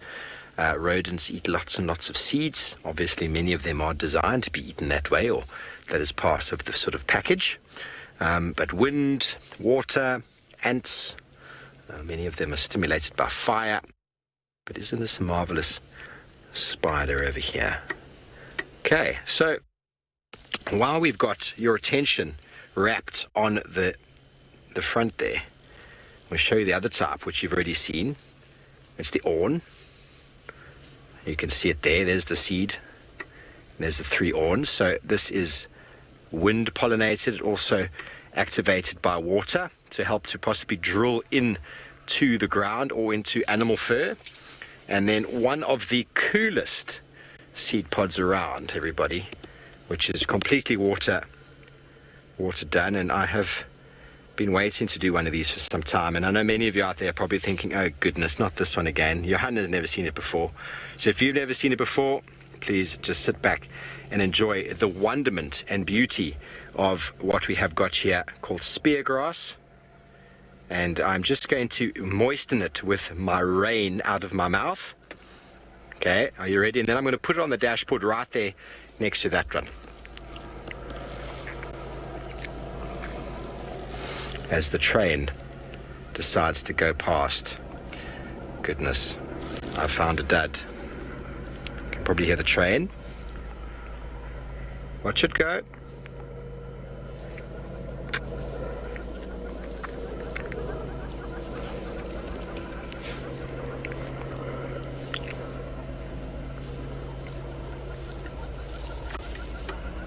Maybe he needs a friend.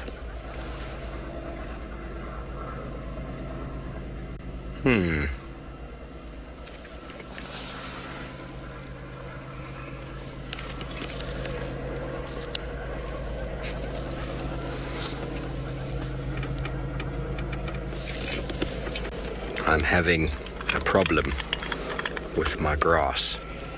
He's going.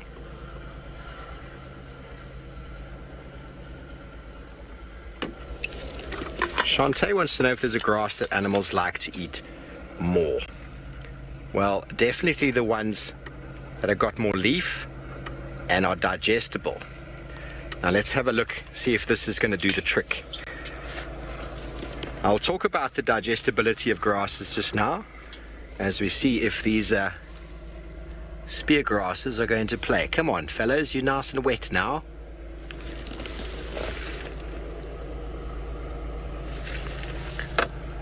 Now the objective of this awn is to start to spiral, and the seed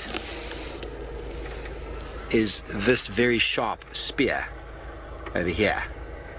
And what that does is that this spiraling awn, which is completely failing me today, is actually designed to bury this very sharp seed here in the ground.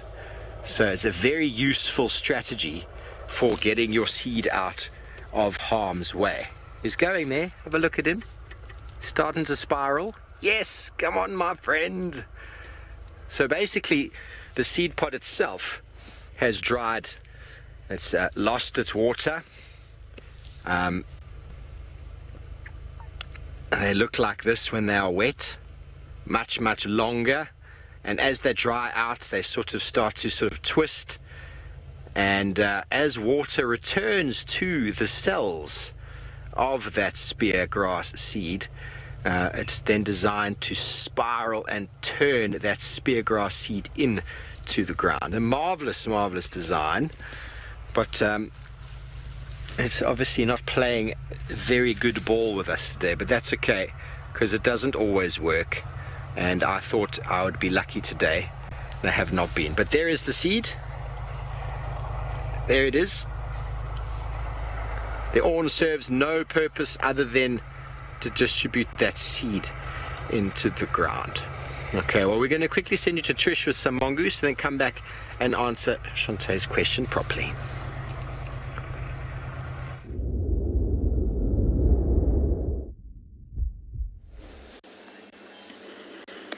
I have found one of my favorite little things out here.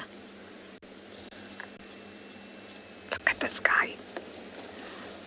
None other than a dwarf mongoose.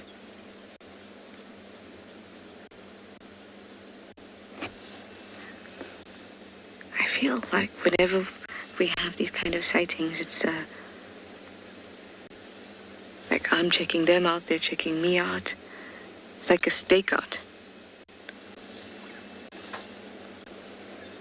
No, Natal Spurfowl, you're gonna walk right into. Oh, it's a crested franklin.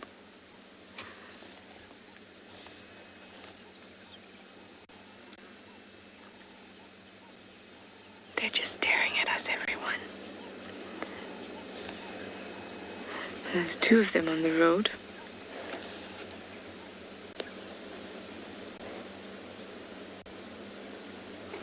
Just kind of checking us out.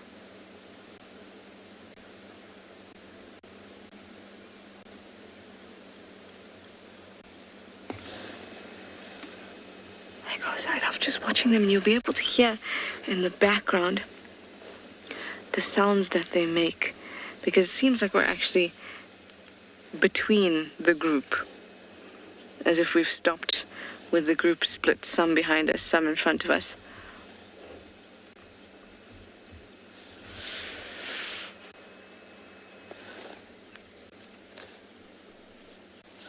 I love that I can hear them. Oh, right down here. He's tucking his head down to look at me.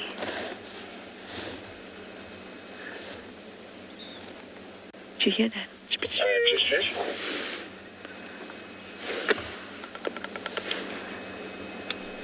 Just stand by, please, Tristan.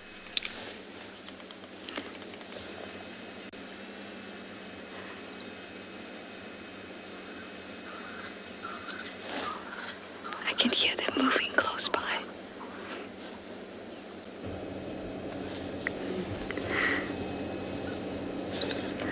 With these guys, if you just give them a little bit of time and you keep your voice a little low, you'll find that they will come out,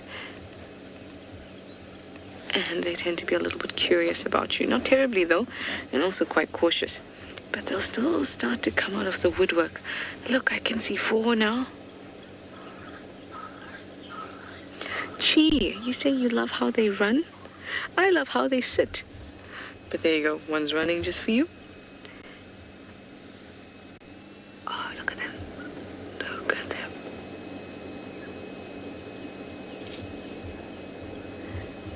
I'm not sure if you can hear this. Oh. Bit of some smell identification going on there.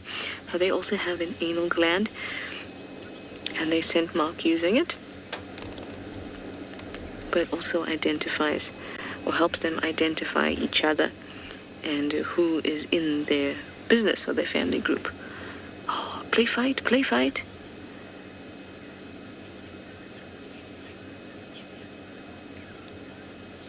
Mindy, you'd like to know, oh, check it out, if these mongoose eat the same things as meerkats.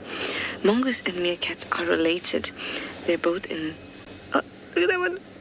They're both in the family Herpestidae, and they're both in the order Carnivora, so that means that they are carnivores.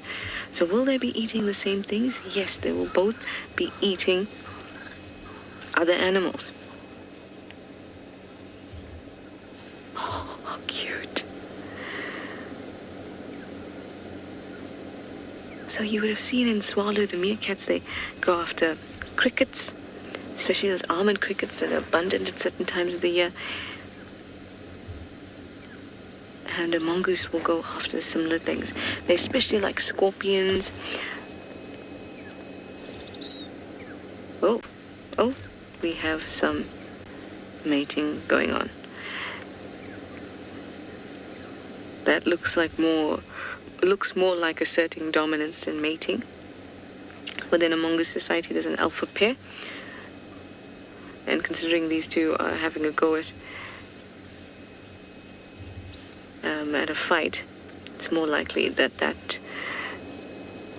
was a symbol or a sign of dominance, as opposed to trying to conceive a little mongoose.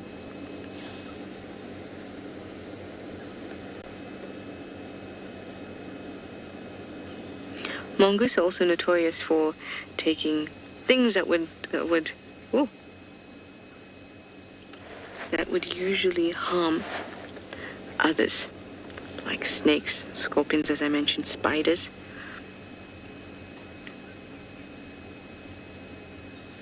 So fierce, fierce little creatures. I am on a main road, and I see a vehicle approaching in front of me. Let's hope that they stop.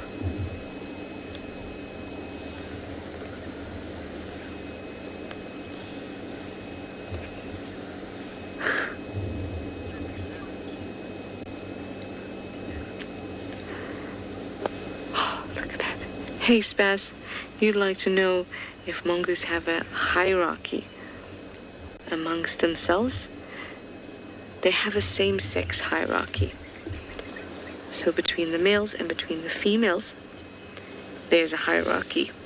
And there'll be an alpha male and an alpha female. Those are the ones who will mate to produce more offspring. Beta females and beta males can also reproduce. And a lot of the time, if they do, the alpha female might take those pups.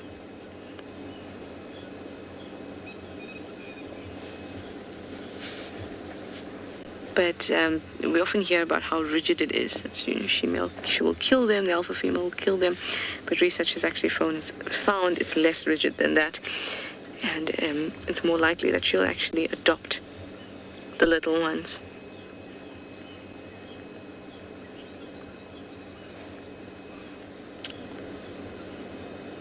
So adorable. Well, I think they are on the cute meter right up there, but apparently Angala's got something cuter.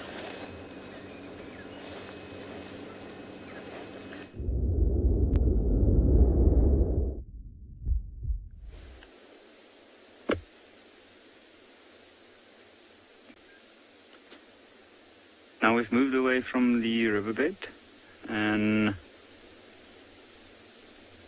in a very large open area we've come across this male ostrich on his own.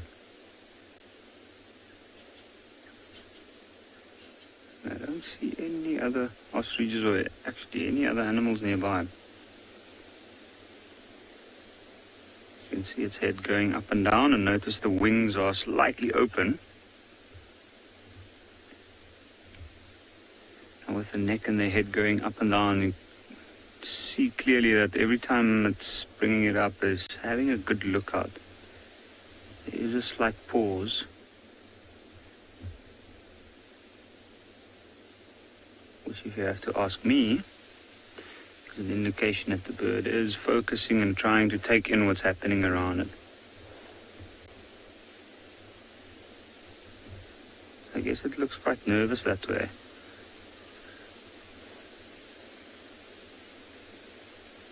Now, one might ask why it would be nervous. It's such a large bird. It's got quite a lot of height. But if I was this ostrich with these grasses as tall as it is at the moment, I would also be nervous. There's been quite a lot of large predators moving through this area specifically. And an ostrich would make a perfectly good meal.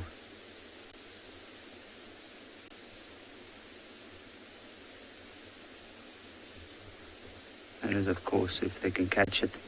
The open wings, I guess that's just to help the ostrich cool down at this point. It's a very, very hot day and there's a slight breeze going.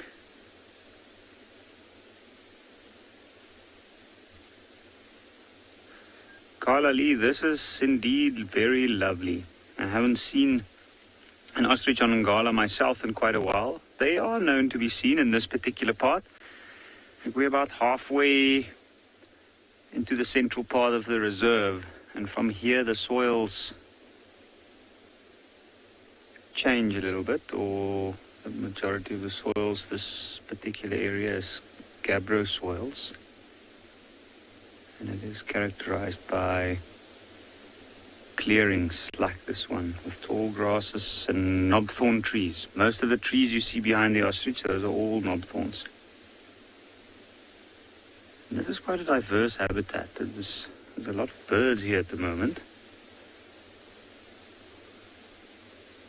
And then also large mammals. Although this afternoon, only the ostrich and a few European rollers. You can see the way it's moving. It is moving quite quickly. And it stands out. Its dark plumage, long neck, especially on a flat surface like this where it's quite easy to see something above the horizon. It makes it not too tricky to spot.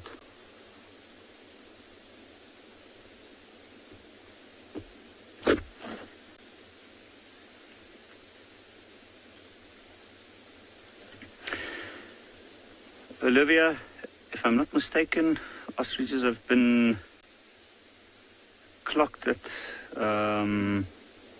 speeds as high as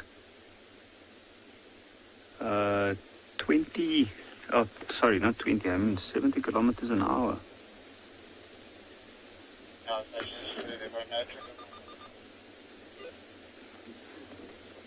I'm going to move slightly forward because it's moving off into the distance, and even though you can still see it for a while away, or for a distance away, it's moving behind a line of trees. It's actually using its cover quite well. But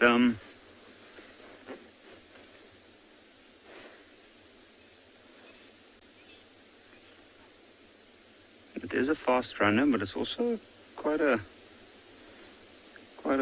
it's a walker. It's a bird that walks quite a lot. During the daytime, it spends a lot of time moving about and foraging.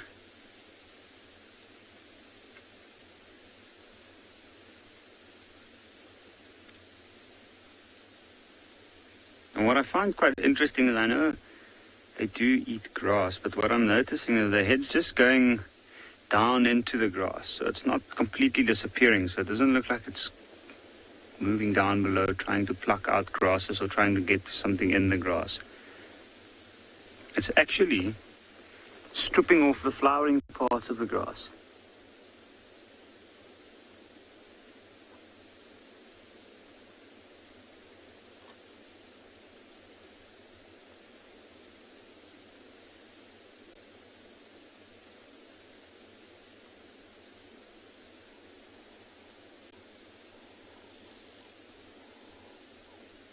What a unique bird indeed.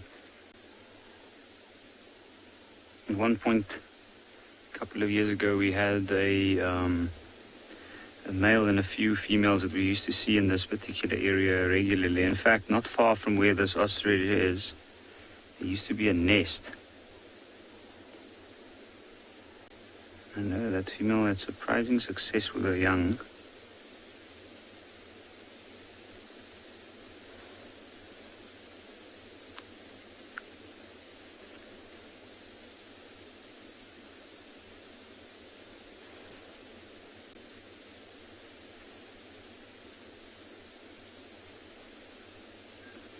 Nicanova, do predators hunt ostriches? Indeed, they do.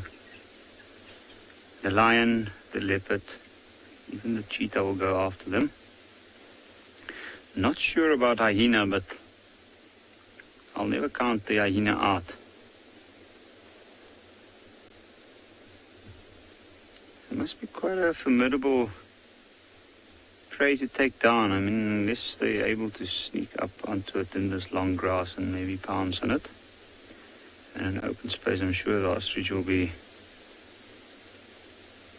quick enough to run away. Or spot the danger from up high and then make its way out of the area quickly.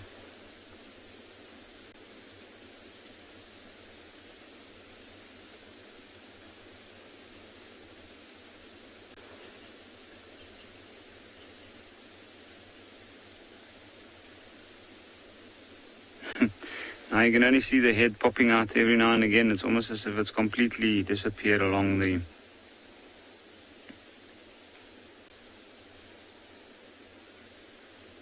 grass line.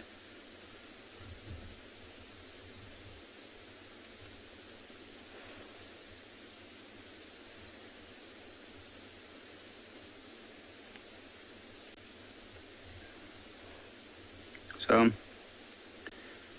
I think as this ostrich is moving off, we'll probably leave it here. We'll continue, we'll look and check in this area, see if we might find some signs of anything else. And we'll head over towards Pinda, where they have a tower of giraffe.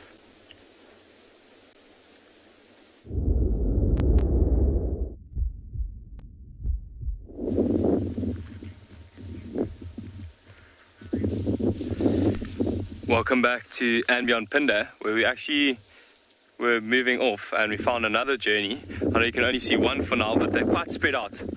And I must apologize and go back to, we were talking about how tall the males get, and my conversion from feet to meters was not so good. So 18 feet is actually 5.5 meters, not 4.5. So yeah, but anyway, so this is quite a young bull. You can see we were mentioning the horns earlier. This one's got quite thick horns and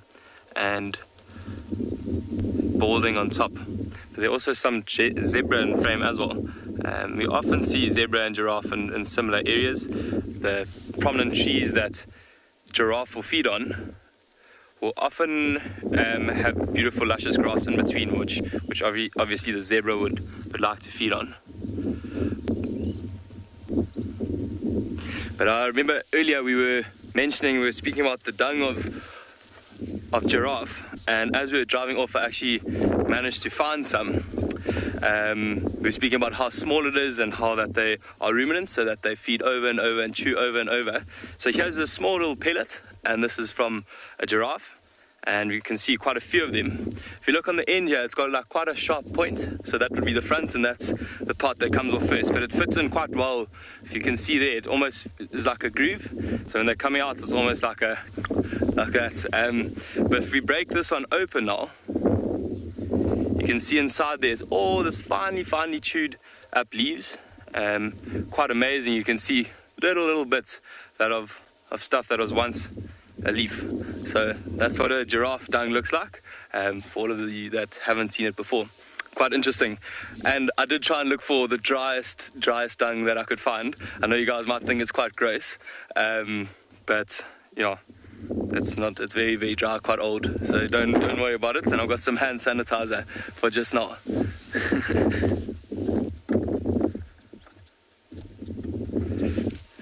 Look at these zebra now. They're looking very, very nice and clean. We've had such big rains recently, and after the rains, you can imagine the zebra don't have too many places to find shelter, so often they'll just stand under a tree or even out in the open, but just get a nice clean. And they're looking, that white is so white. Often after a few days, and they'll be rolling in the mud again. You can see the one just on the right hand side's got quite a bit darker, so he's maybe found a little patch of soil that like to rub on. Often they do that just to get parasites off or ticks.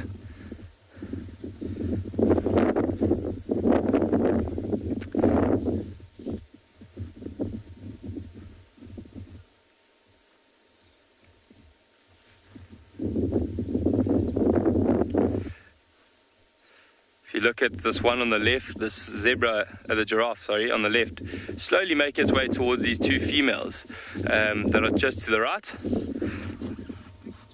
And we actually saw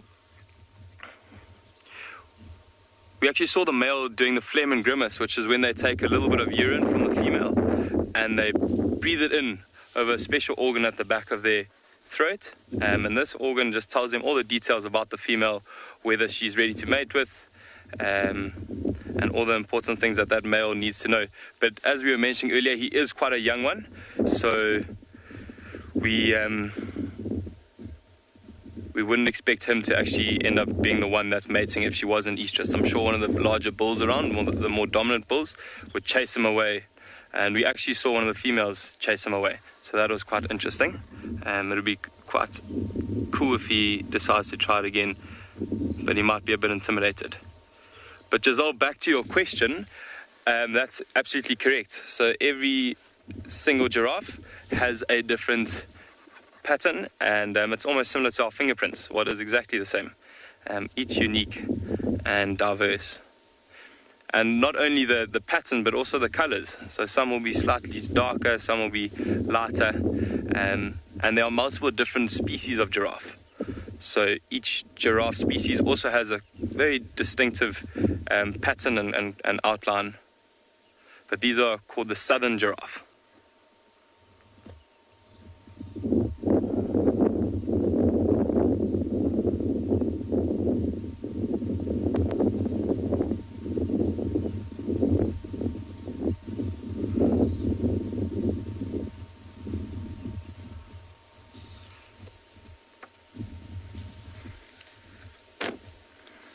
Such a beautiful scene here, just to sit here and listen. There's some rattling testiculars calling in the side. I even heard a grey go-away bird, which is quite unusual for Pinder.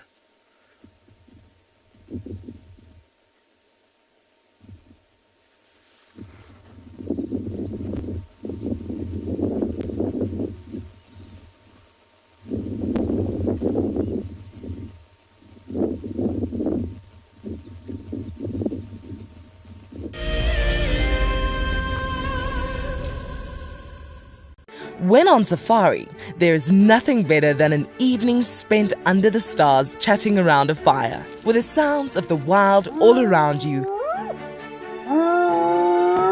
If you sign up to be a Wild Earth Explorer, you can build your own memories by joining our guides for regular fireside chats.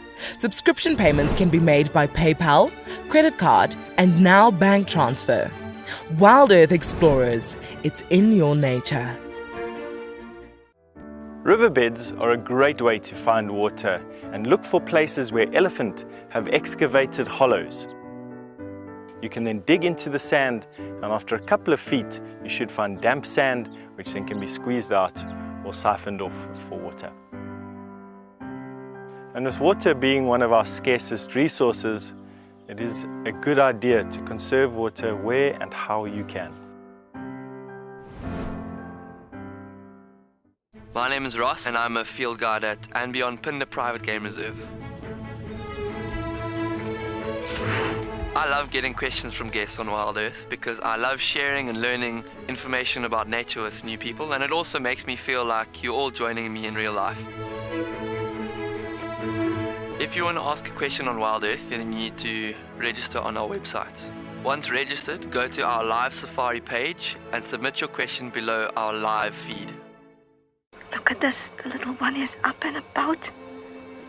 Certainly hasn't had enough milk at this age. No amount of milk is enough. Oh, Corky. Too sweet. Oh, look at this.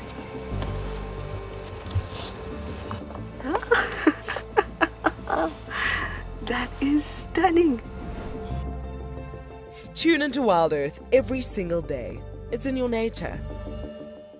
Africa is very special, and when you come down here, even when you're watching through our camera, the landscapes are changed from desert to bushveld to up in the Masai Mara where there's grassland. That means that the biodiversity changes as we move along Africa. And what I love most about connecting with you guys is the fact that I get to share these wonderful experiences with thousands of people. Catch up with the guides daily here on Wild Earth.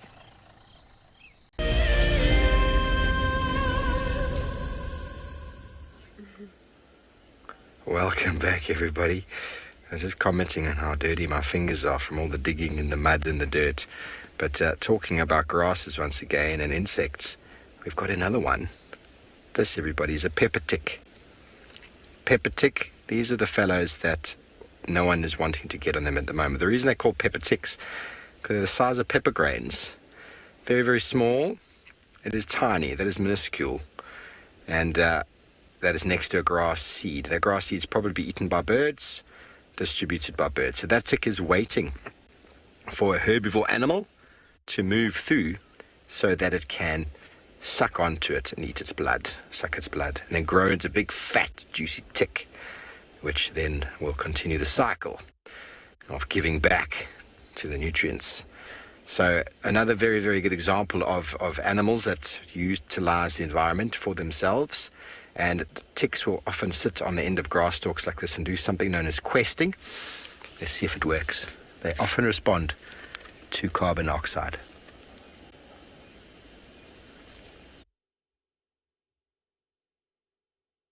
I think he's done. He's not going to talk with us today. But often they respond to carbon dioxide because they're expecting a buffalo to arrive. And next thing, they just clamp on to the fur of the buffalo and then they're going to grow. Okay, I'm going to throw this guy back in the bush and I'm going to do a little demonstration. We've got this nice black background behind us so that we can see the grass stalks. And I just wanted to go through a couple of the, for example, we just wanted to discuss the difference between what animals choose and don't choose to eat. But let's just start with an identification of the grass itself. I've just got to try and navigate where the camera is. Yeah, and I've lost it. Oh goodness, there we go. Okay, so grasses have got what we call adventitious roots, which means that they're quite shallow, they don't go very deep into the ground, they hold the soil together, and they collect shallow rainfall. Very, very important, so as not to compete with trees too directly. Trees have much deeper roots, tap roots, which access the water. And then as we look through grasses, we look at how the grass itself grows, and they grow from the base. So these are the bits that grow first, and then it starts to grow and extend into the inflorescence, and then you start to see sort of the leaf structure. Now, as we move along the leaf, you'll see that different leaves have different sort of, or different plants have different ideas. So grasses are called monocotyledons because when they grow with one leaf. Trees grow with two. So there's one leaf, and then the next leaf is over there, and the next leaf is over there. And through identification, if you actually have a look at this, you'll notice that there's very small little, what do you call it? Little hairs. Can you see those little hairs over there? Okay, so those are hairs around the leaf stalk. Could be quite a nice identification feature where the leaf attaches, and then as the leaf continues to grow, Nice, long, straight lines on the leaf. This is what the weavers are using for building their nest. Nice, long, straight veins, parallel veins. And as we continue up, we start to get to what we call the nodes. I've lost it again. Okay, so here is what we call a node, which is basically a knee joint. You see there's another node just above there, a node and a node. Where the nodes are basically knee joint, you often have leaf stalks growing to that point. Sometimes there's some fur around there. Each grass is different. So when you go through them, have a look at these very intricate little details. Have a look over here, where that leaf attaches. All of that fur is over there. Okay, so we call hair around the ligule.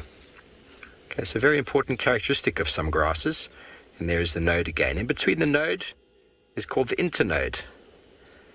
Okay, there's another node and internode. In between there you've got the leaf and the sheath where it attaches to the stalk itself. So that peels off quite nicely.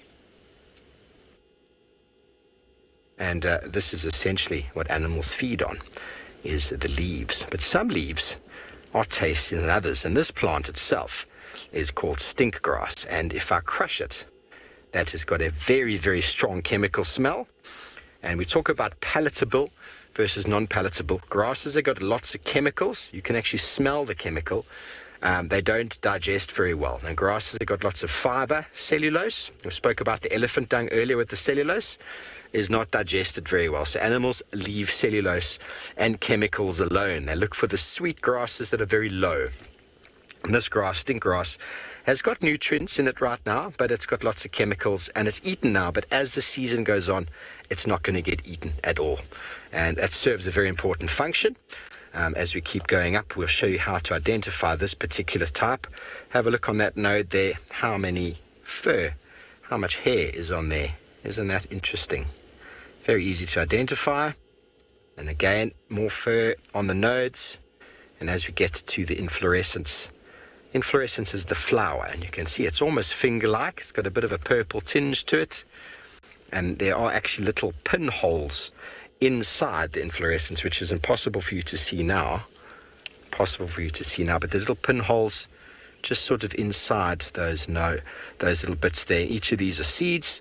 It's got a bit of a purplish tinge to it, and if you crush the leaves, they're very aromatic. And the name pinhole grass or stink grass is given to this one.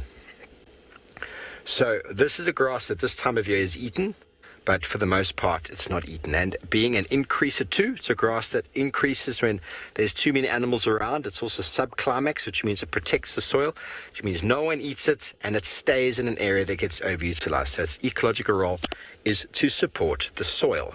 Now, Ian, yes, weavers could potentially use this grass. Those leaves that are pulled off there could work quite well, but sometimes they prefer to use much longer leaf stalks. These aren't the longest of leaves that I've found out here, but definitely a plant that likes to burn. Okay, so now that we've gone through the idiosyncrasies of the grass, here is the three-awn. This is a clustered three-awn, so a tassel three-awn.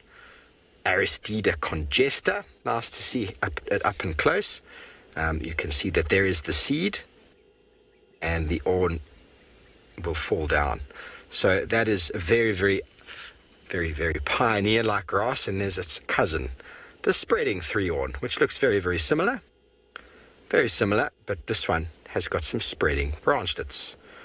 That one is very clustered, Aristida congested. Very easy, hey? Three-awn.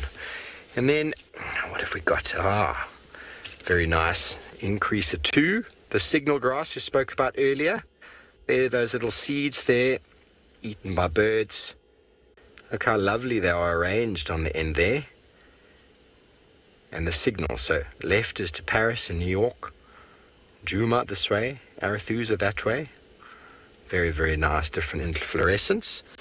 And then one of the nicest grasses around, very nice to see it up close, is the red grass. This is a Climax. Out of 10, you'd give this a 10 out of 10 score. This is a grass that loves to burn, it loves fire, and animals love to eat it. If you were a farmer and you were farming cattle, you would want to burn your area so that you grew only this grass, 100% this grass, and you'd be very, very happy. 10 out of 10. Palatability, this grass has got no chemicals. This grass has got no cellulose, no fiber, or very limited. It's very nutrient rich, very, very tasty, and animals will love this grass. And it's also grass that decreases if it gets overutilized. It also decreases if you have too much other grass around, which means it gets outcompeted. Hence why it's a fire-loving grass. Fire opens up the system and removes other species from outcompeting this and shading it. It likes to do very, very well in sort of well-used but not overutilized areas. Okay, here's the other very nice Climax grass. Brie, well, all seed eaters depend on grass for existence. All the seed-eating birds that we see around all depend on grass seeds for the most part. And these little grass seeds that you can see here are for the Panicum maximum. This type of inflorescence is called a panicle. And you'll have many, many canaries and lots of all the seed-eating birds, the waxbills. This is what they feed on. And those little purple fellows there are delicious. I eat them right now. They're very, very tasty. Very, very, very, very tasty. And this is also out of 10. 10 out of 10. This is the Climax grass you saw earlier that was underneath the drainage line that grows really well, called buffalo grass, Panicum maximum. This also decreases if it gets overutilized and decreases if it is underutilized. So it also needs fire and herbivory to keep it going. But a very, very good grass, but it likes semi-shade, whereas the red grass, which is right over here, hello, this is so much fun. The red grass likes to burn. Okay, and then we're going to do one more grass over here before you all get bored and try to run away. And you'll notice that it's quite long. It's one of a few. And this grass has got some human uses, as you can see. Look how long it is. It's very thatch-like, isn't it?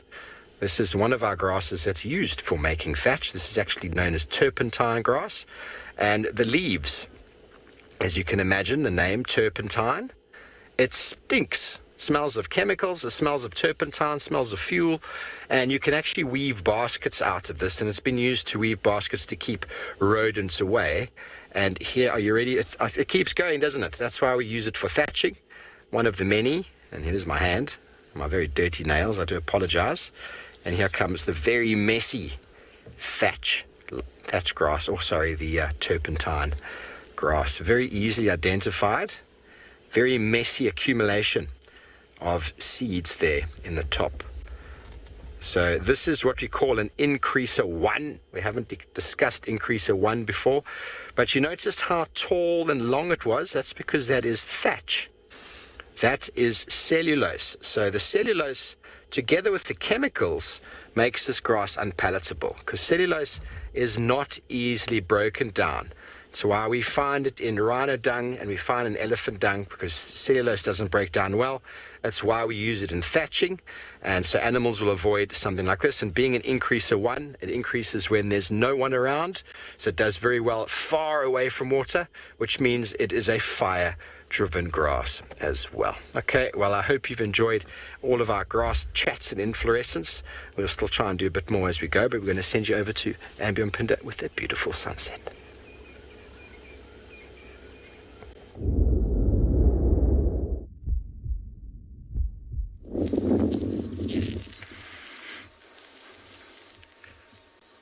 Welcome back to Pinda, where we've got such an unreal sunset happening here.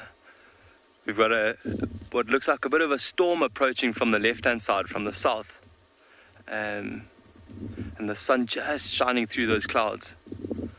Don't know if you can see as well, they're just in the distance. There's some beautiful European rollers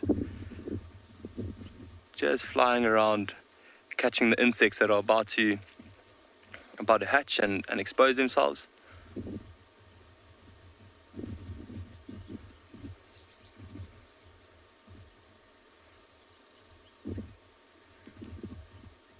This is the time of the day when you want to be out in the African bush, on top of a lookout with a lovely gin and tonic in your hand.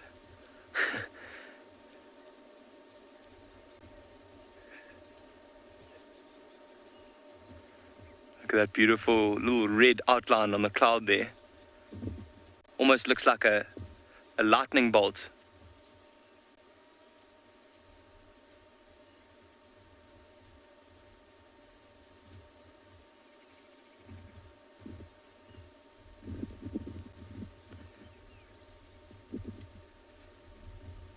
It's also the time when a lot of our predators that have been just resting for most of the heat of the day start waking up and start cleaning themselves, grooming and yawning and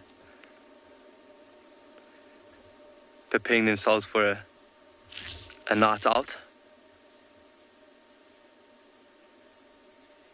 And as the sun starts going down like this, you can see that outline just becoming even more illuminated. Just peeking through there now.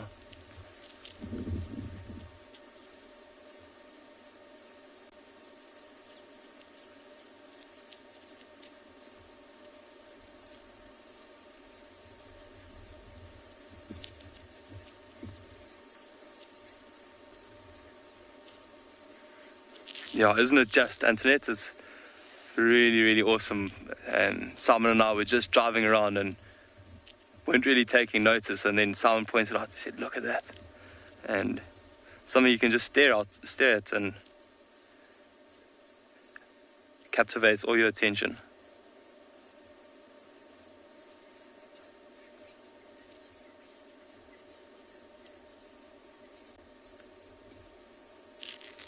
Can you hear some crested francolin going as well?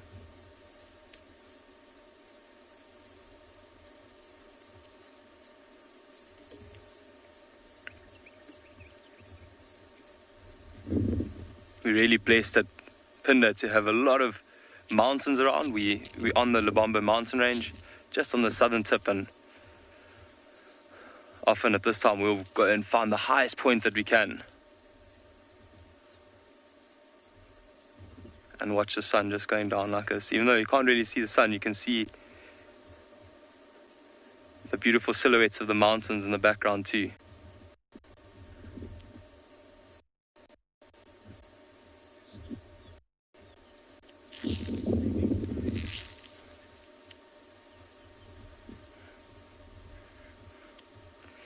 Nicanova, often the reddish sky just means a little bit of dust pollution in the sky, so that's what that color might be from. But definitely on the left hand side, just to the left of where that red is coming through, you can see it's quite a darker shade, and that'll be the sign of the weather that's coming. We also know that most of our rain comes from the south, especially on this reserve, so we know that probably in the next couple of hours we're going to have a little bit of rain. February is when we get most of our rain, and as of late, so the last two weeks, we've had over 200 mils of rain, which is quite a lot for February.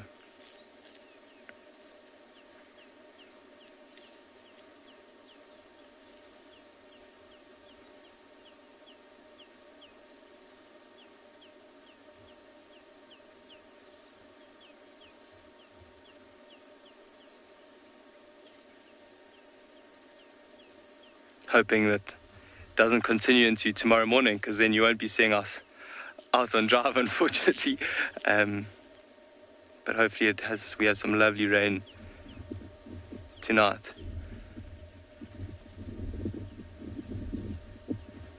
As we've seen recently, all our animals are looking in really, really good condition. All the animals are looking healthy and almost a little bit plump, and that's just because of the water allowing the grass to just thrive, as well as the trees. It almost looks like, I think if plants could smile, they'd be smiling at the moment. And this obviously allows the animals to get as many nutrients as they can out of this grass just before it starts turning to the cooler, drier winter months.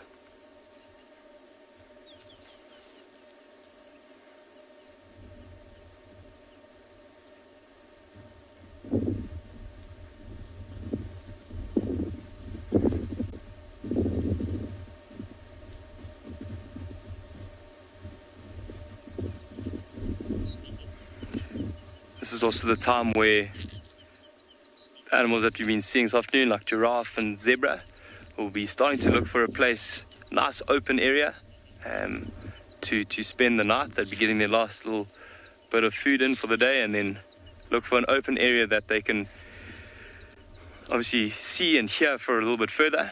At night time, as we mentioned earlier, that's when the predators start moving about. And they'll probably spend the night very close to one another, just keeping each other's back.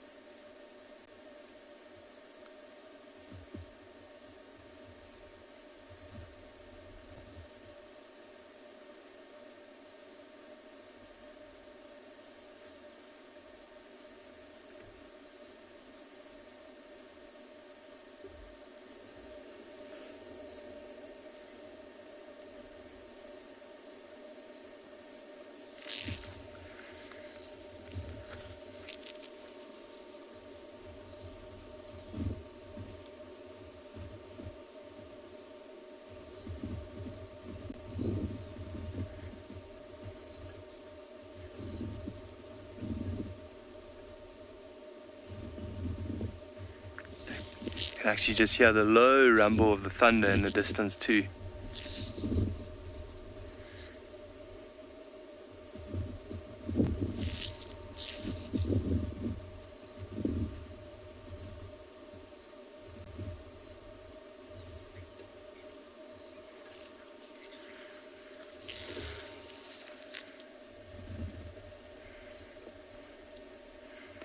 Thanks, Edward. Yeah, it's definitely one of the most beautiful places on earth, and these mountains just add to that, allowing for the different shades as well. You can see if you move from left to right, the left is quite a bit lighter, and as you move to the right it gets darker and almost like a bit hazy.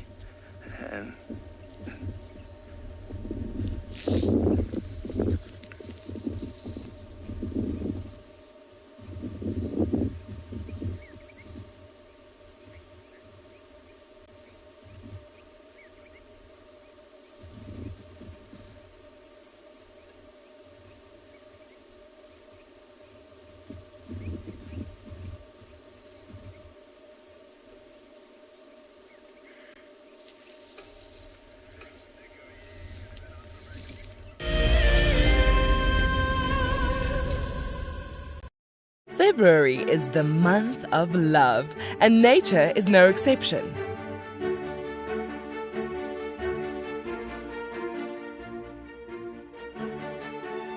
Tristan and Trishala will be igniting the flame to discuss the bonds formed in the African wild. Sign up to become an explorer and join them by the fire on Sunday, the 28th of February. Wild Earth Explorers. It's in your nature. So in 1998, we had this idea to go and put a live web camera on a waterhole somewhere in the Sabi Sands next to the Kruger National Park. And I approached just about every single landowner, and everybody thought I was completely crazy until I met Yuri and Pippa Moorman. We thought it was definitely a fun idea and a worthwhile thing to experiment. And it immediately became a runaway success. And it gave people all around the world the opportunity to watch a little piece of Africa day and night. Back in 1998, it was the very early stages of the internet. And all we were able to do was to get a 30-second refreshing JPEG out of that camera. But over time, what we began to do is focus more and more on trying to develop this concept of giving people the opportunity to go on safari. Even though we live just 500 meters up this hill, we still put the camera on to see what's happening. Absolutely, we watch it ourselves. My name is Taylor McCurdy and I work for Eco Training. I love hearing from all of the viewers. However, I particularly enjoy those of you who have been watching for a few years. Your questions are just so advanced and they really get me thinking. If you'd like to ask a question on Wild Earth, you need to register on our website. Once you've done that, head to the live safari page and submit your questions below the live feed. The croc is still holding another one there. It's holding from the hindquarters. I would really want the wildebeest cross. Is it trying? The croc is holding the tail. It's holding tight. Oh no. Goodness me. Lucky, lucky wildebeest. You have another day to live. Expect the unexpected here on Wild Earth daily.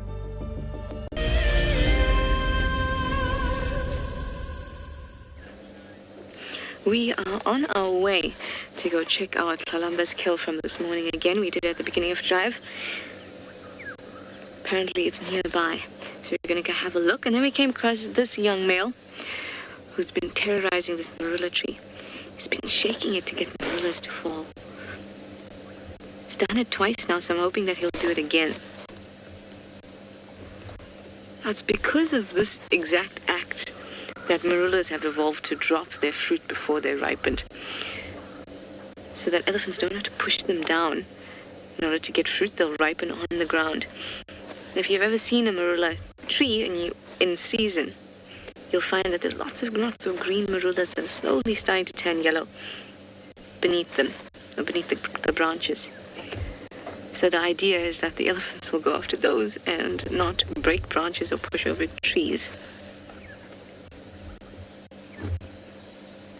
And the way that would work is that the marulas that drop their fruit earlier are more likely to survive, so they reproduce. Those that keep their fruit or had kept their fruit ripened on their branches in the tree, those are the ones that got pushed over and were not able to reproduce. And that's how the whole thing became streamlined. And now we can say that that is an adaptation that marula trees have.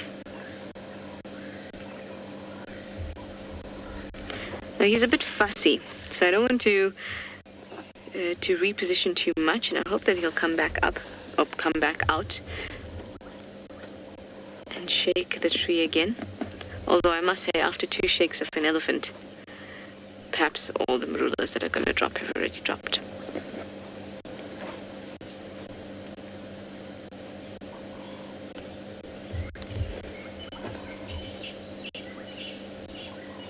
So we'll just watch him for a little bit.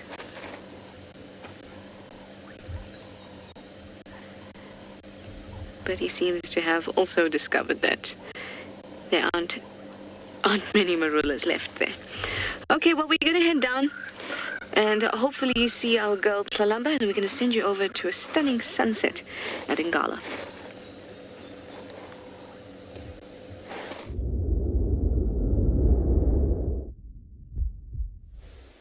Oh, there it is.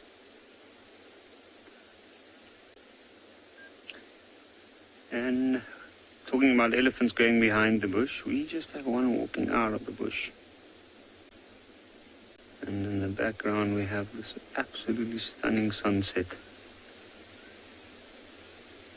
Almost feels like the sunset's over the whole western part of the Lowveld.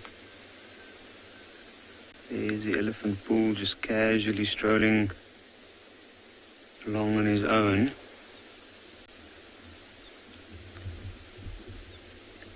Probably come to this area to come and feed off the grass. This is personally one of my favorite times of the day. And I like to just sometimes sit and have a listen out.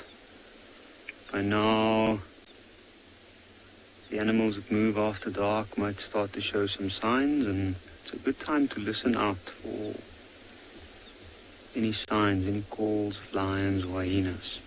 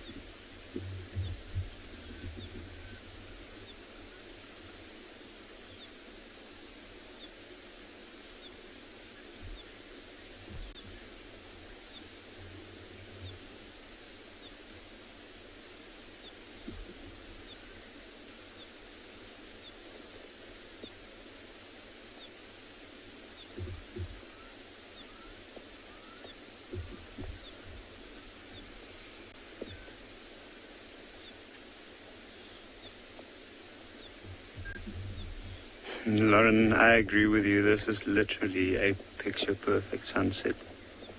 And as the sun's disappearing behind, the last of the sun's disappearing behind that cloud,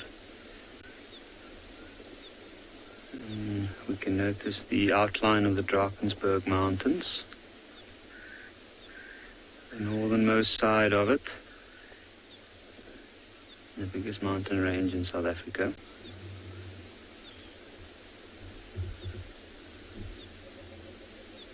It looks like we might get another glimpse of the sun coming through the few gaps below that bank of clouds.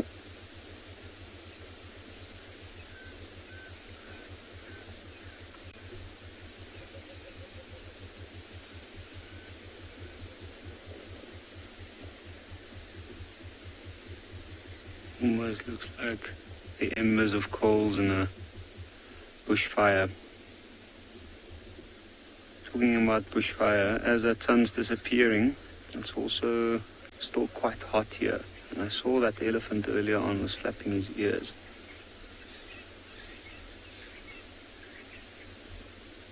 Still cooling himself down. It's a little bit humid.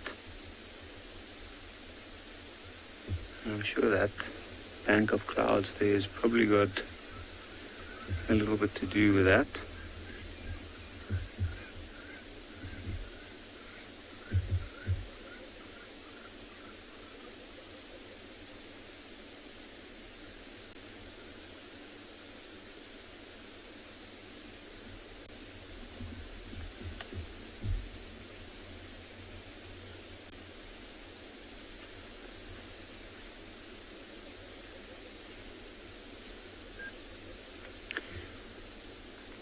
While we sit here with the sun disappearing, we'll head over to Pinda to have a look at the moon on their side.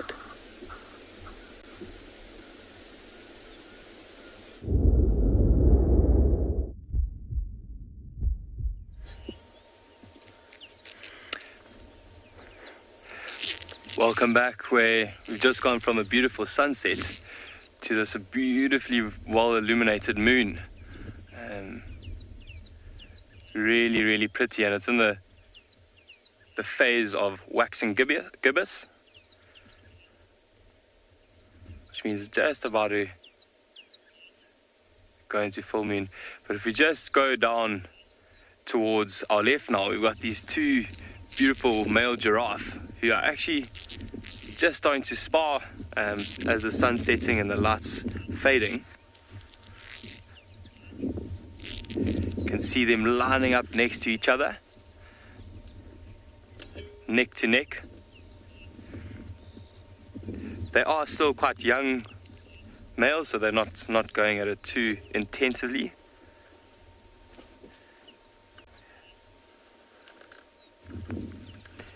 See how they're avoiding eye contact, and the one that's further away from us, slightly smaller. See them putting their heads down there, just sizing each other up. There we go. See what I mean? They're not really doing it very,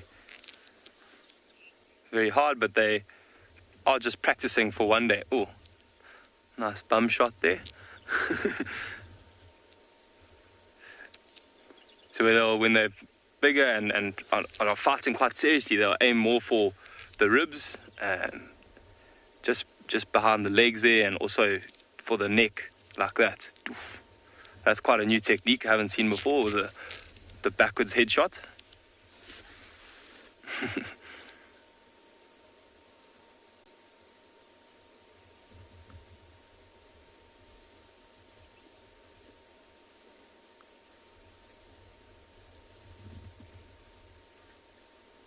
There, that move is again.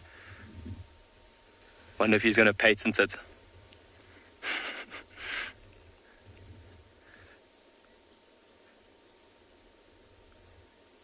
You can imagine with that big, strong head and those heavy horns, a full blow with good momentum actually can cause quite a lot of damage. I've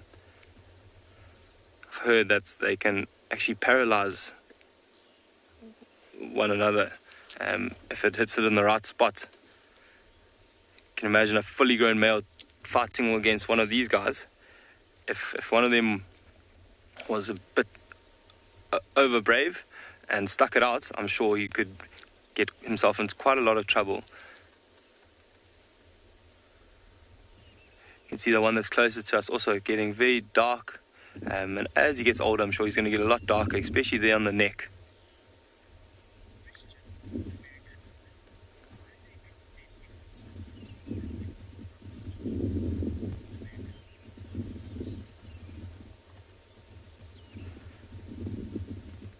American women, I'm just trying to figure out exactly what you mean by that, but I've seen them sometimes even being a little bit affectionate, maybe rubbing each other or against each other's necks. Often one maybe has a bit of an itch and there's no rubbing post to satisfy that itch. And maybe when one of the males is courting a female, he might do what he can to try and impress her, give her a bit of affection. But that's a good question.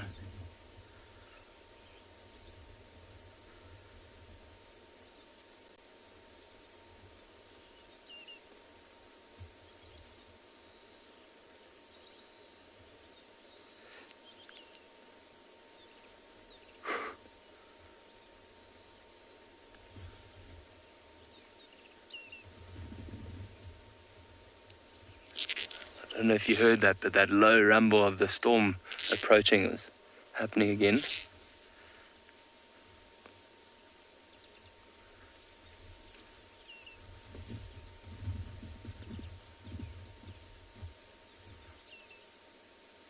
Sometimes when they just play fighting like this, one might get a good shot in, and it can change the attitude a little bit and start to get slightly more aggressive like this. You can see they're going a little bit harder at it. Still not full tilt, but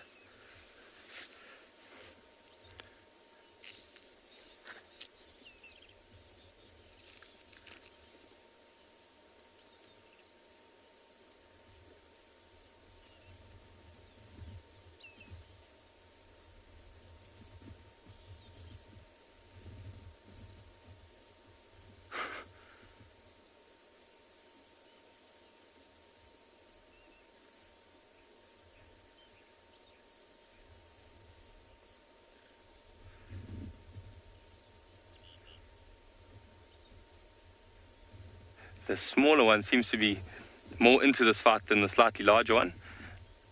See, he's giving most of the blows there.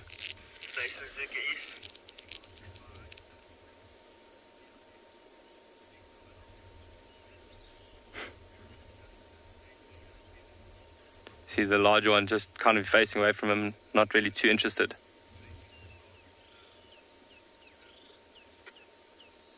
Actually just trying to avoid it now. It seems to be a bit over this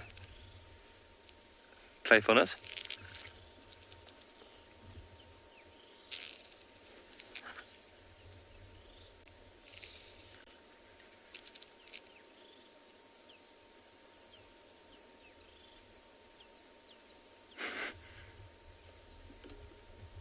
I wonder if they're going to get dizzy. They've been going in circles for quite a while now.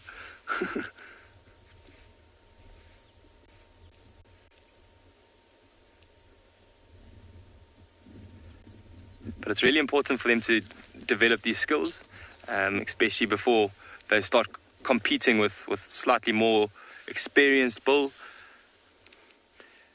one that's been fighting for a lot longer than these guys have. So this is a really, really important stage for them.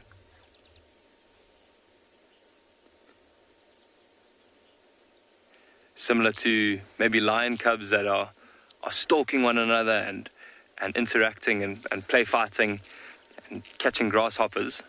Very similar idea, where just practicing it before they get into the real deal.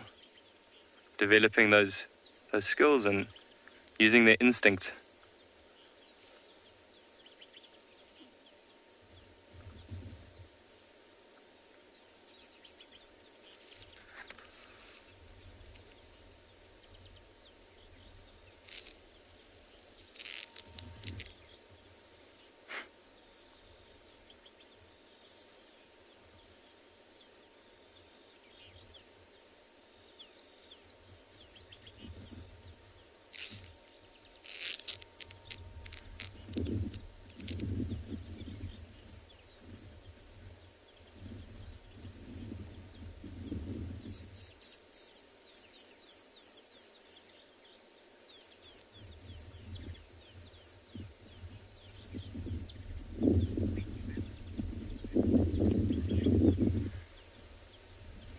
So we're going to leave these two giraffe and we're going to carry on going, see if we can come across any of those nocturnal animals that we were talking about earlier, and we're going to send you off to Steve.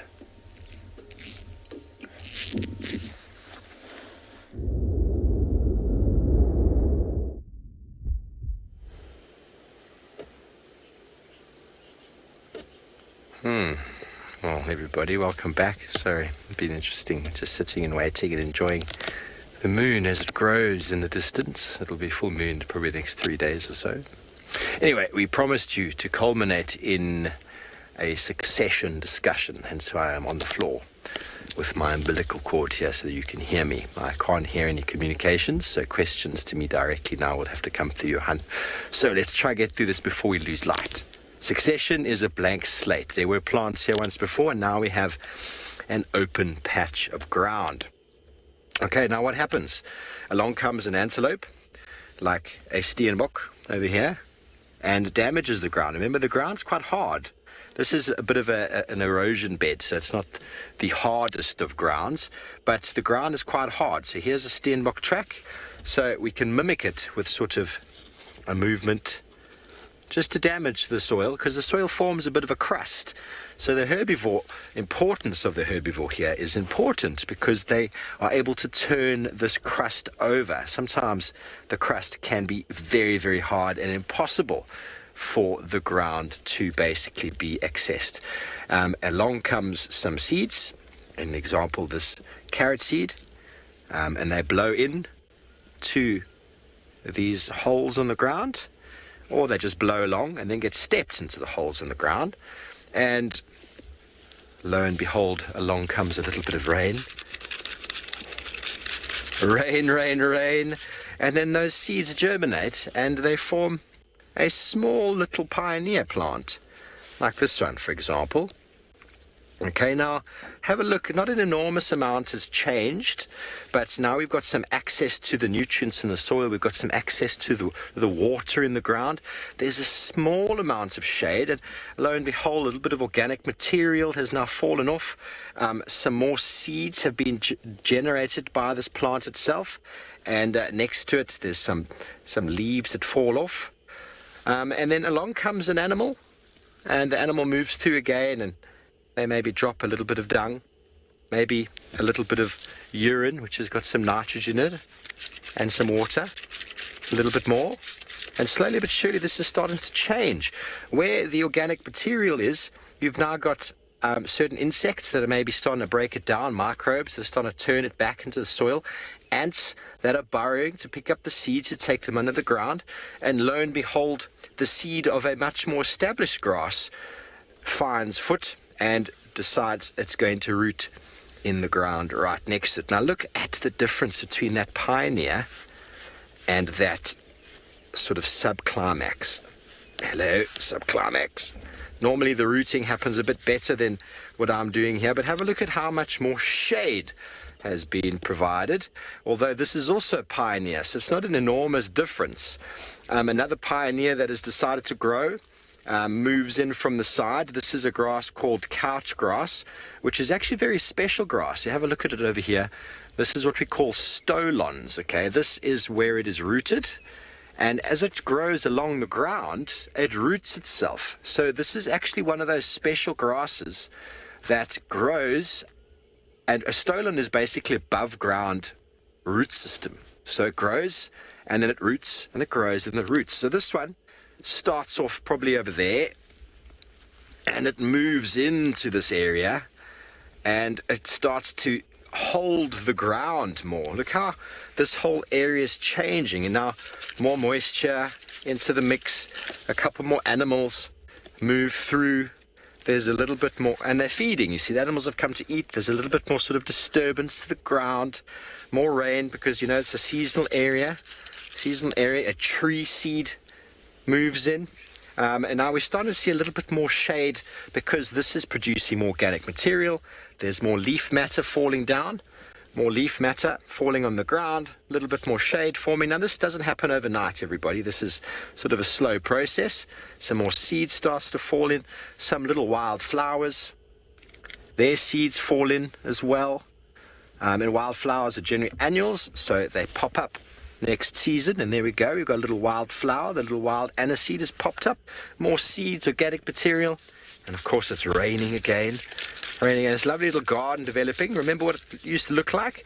And now essentially what's happening is if you pans along the stream bed here, you can kind of see that that's sort of happening in a slow process, that sort of succession from early stage. It's the early stages there. You can see there's some open patches, and as it goes up the bank, you can see how it slowly is encroaching itself and getting thicker and thicker. And those roots are digging into the ground. They're accessing more nutrients. They're bringing nutrients up. They're turning that nutrients into organic material. The organic material is falling down into the ground. And lo and behold, another plant with much more roots, much more organic material, ends up getting established in the ground. And have a look at our system that is starting to form now. This is the herringbone grass. This is a increaser 2 as well, but it's a subclimax. Look at the organic material. Look at the shade. And remember, shade is not just for protecting the ground against the heat, but it's also for protecting the ground against losing moisture. So now we've got far more moisture retention. An open patch of ground is just evaporating. There's nothing that survives there. It just evaporates. Now under here we've got microbes, we've got insects, we've got organic material.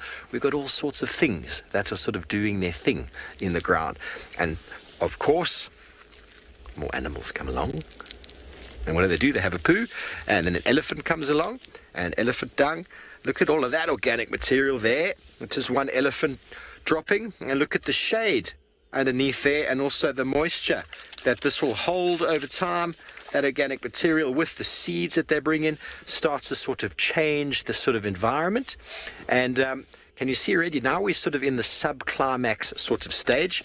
Another subclimax grass in that stink grass that we spoke about before, that also moves in.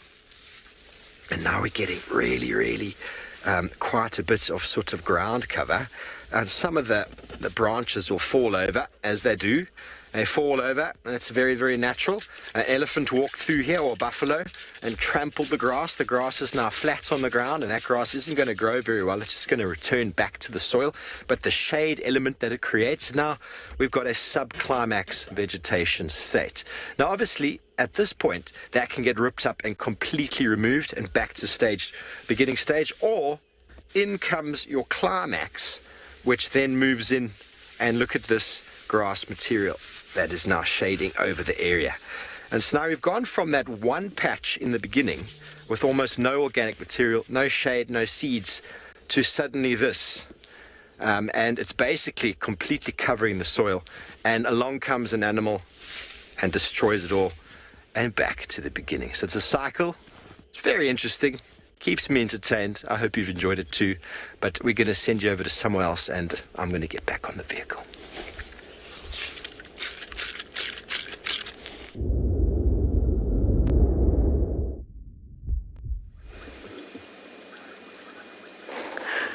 We have managed to squeeze ourselves into a very precariously placed spot in the Mawati, and so is Tlalamba. Very well hidden, not the best view, but it's the best view we're going to get. I'm just glad that we managed to actually see her. She's all the way up in this Tamboti, a little bit further north from where she was with Tristan this morning.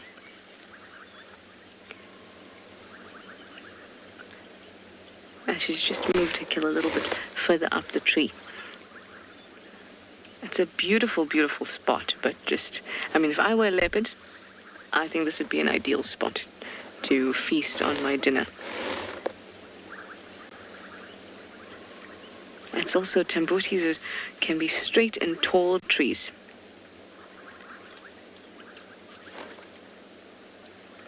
So it's difficult to get up for a leopard. You don't often see them in Tambotis. But it's been several times that I've seen Tlalamba in a Tamboti. She's still got that impala kill. And there are two hyenas beneath the tree. One's just walked off. It's Ribbon and Sutu.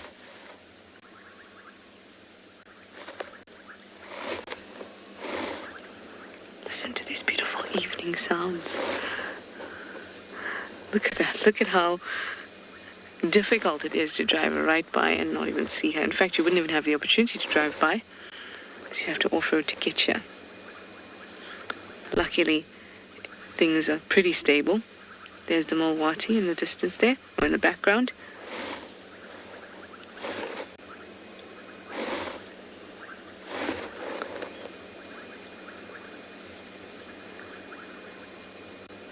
And there's a piece of a hyena, or part of a hyena.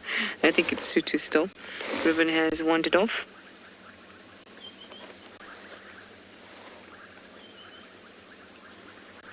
Waiting for scraps. Oh, look at that color, the deep green that this gorgeous wet season has allowed us to appreciate.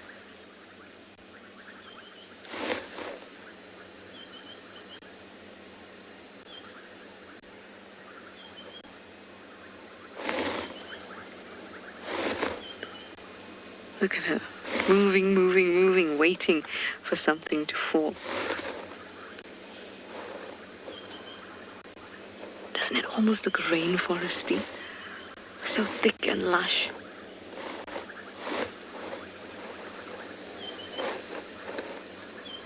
I can hear hyenas moving around me, and I can just see them a little bit. If they come closer, I'll definitely point them out. It's just, it's so bushy that everything that we have a visual of at the moment is obscured by the bush.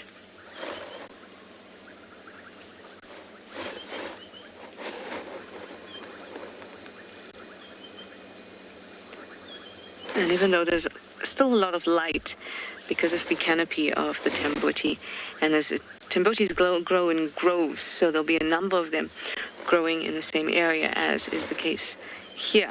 And what that does, it creates quite a dense canopy, and we have very little light coming through onto our Tlalamba here.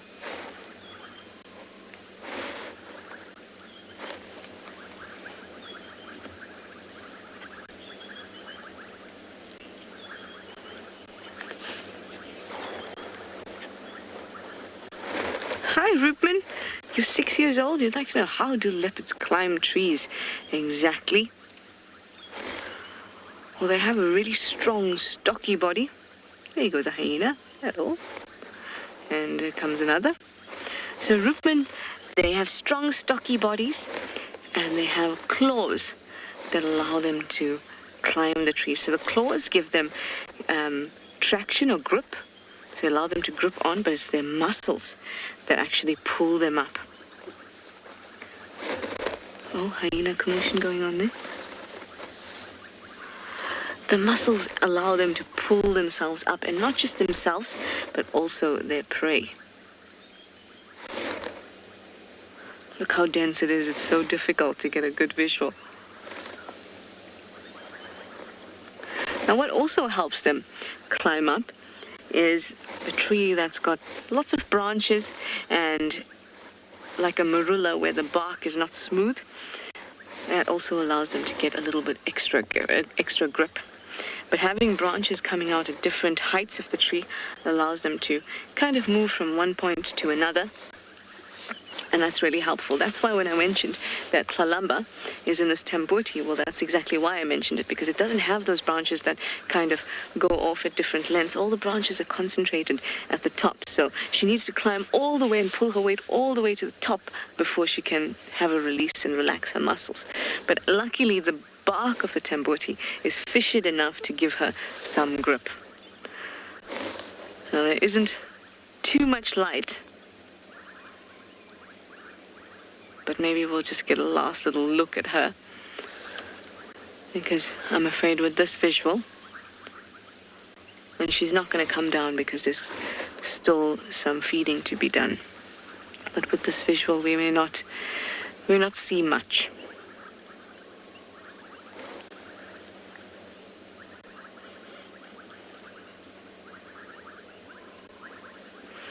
Well, we'll try our best, see if there's some other angle, but as you can see, it's so bushy and it's getting quite dark. And if we can't stay with her, we'll go off and see what's happening at the hyena den.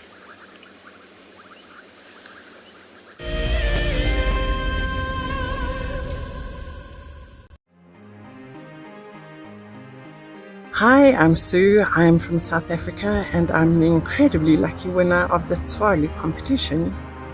Tswalu has so much to offer, but we're really looking forward to the game viewing options, as going out with a personal guide who has so much knowledge will just be exceptional.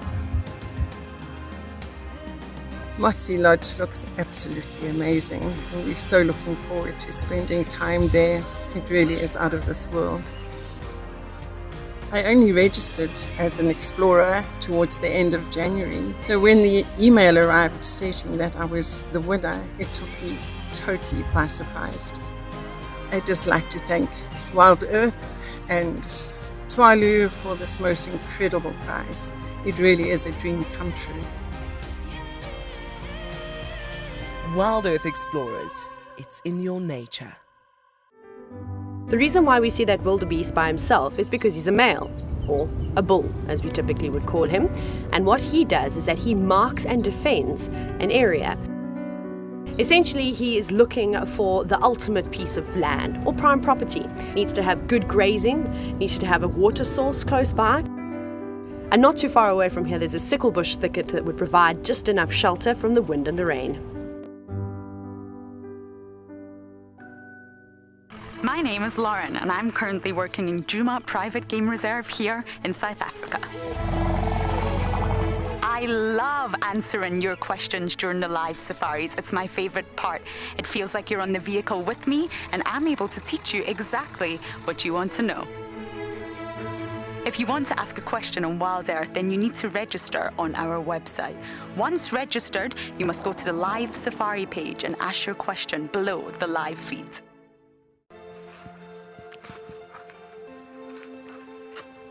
Hello, Mama. Just checking us out, everybody. There's no aggression here. Very relaxed. A herd of elephants moving around your car like that is truly, truly magical. Tune into Wild Earth every single day. It's in your nature.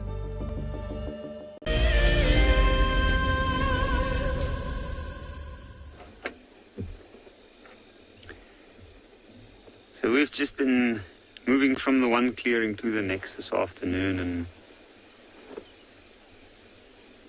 we've been finding elephant bulls, and most of them actually. Well, in fact, we've only been to 3 clearings since the last one, and we found 3 elephant bulls, so I guess that's an elephant per clearing. But these are 2 really large bulls from what I can see.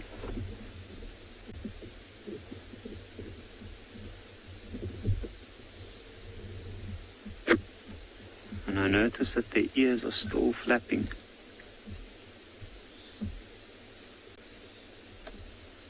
In fact, I can actually hear it from where I am, which is amazing. It means that they're still hot, they're still trying to cool themselves down.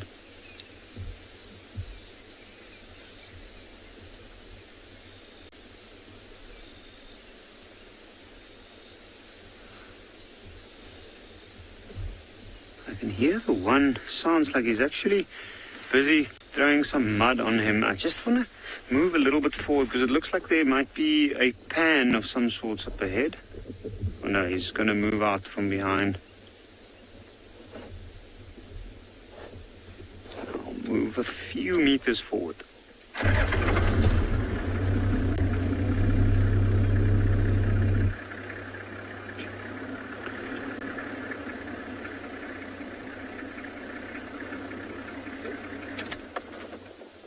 There we go. And then we can see the sun's rays still coming through the clouds at the back and from behind the mountains.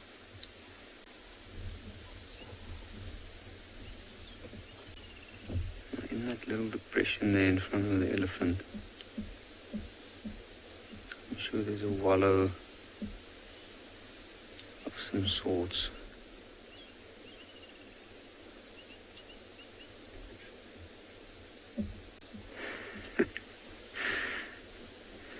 Elephants always move behind the bush.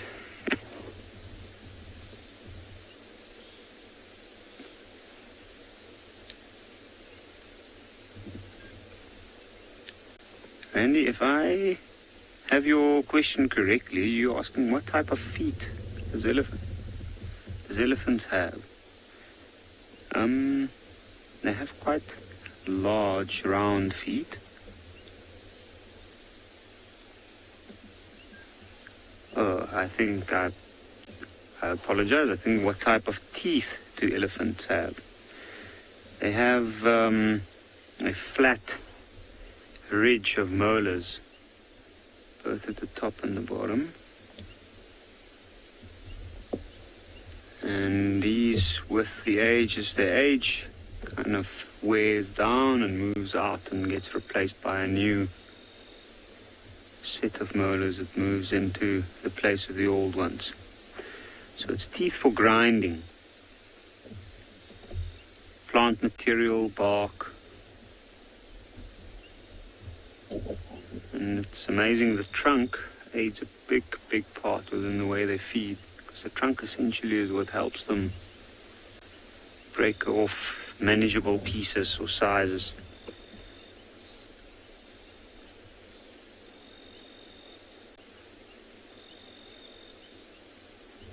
And in part, that's also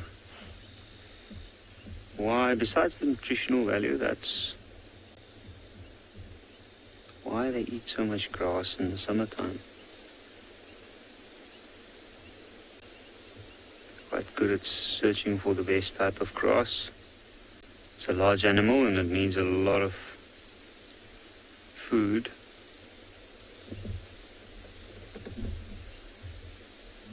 The grasses are easier to digest for them, and it's also high in nutrients. And it's a lot softer on their teeth.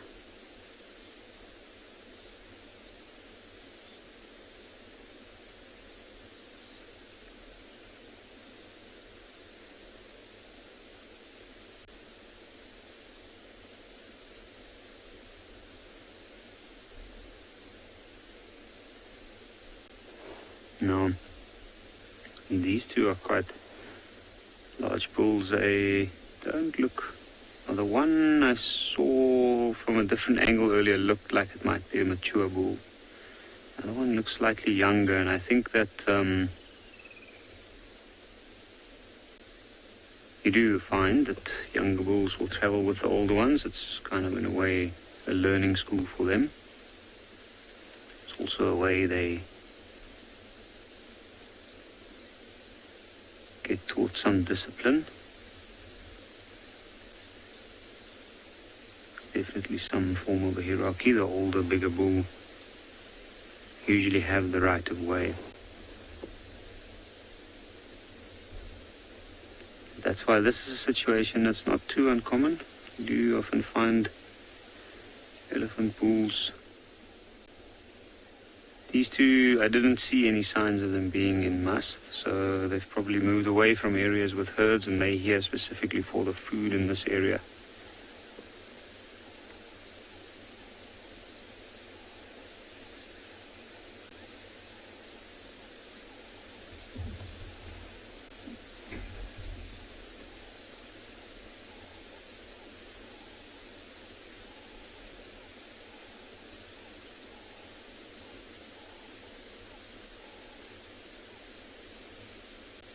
I think their evenings just started. I think these two, today was very hot, and I'm sure they would have looked for some shade and water.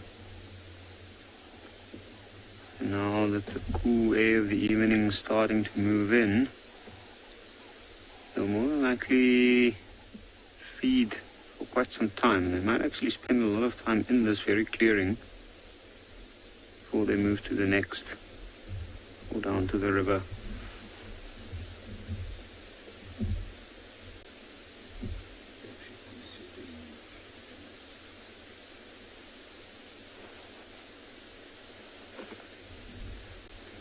It's getting very, very dark here where we are now, and these elephants,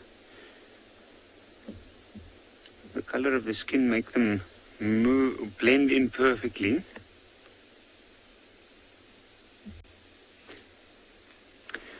Zane, elephants don't sleep too much, out in the wild at least. They've done a study a while back where they studied elephants in captivity as well as in the wild, and they found that the elephants in captivity slept, some of them more than 4 hours a night, like 6.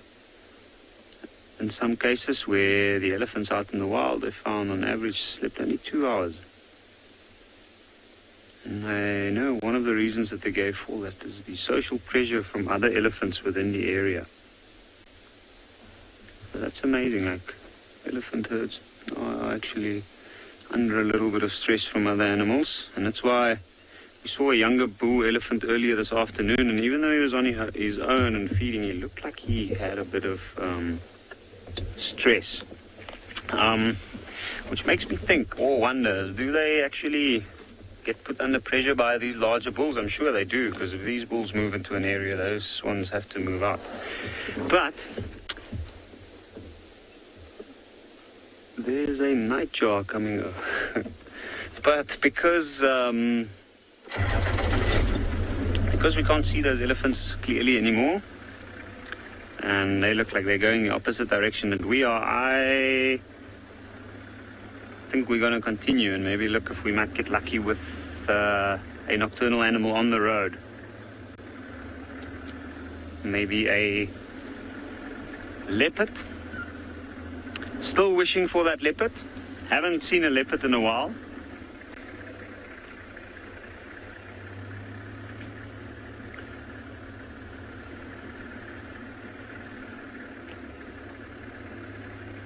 And I think that would be a brilliant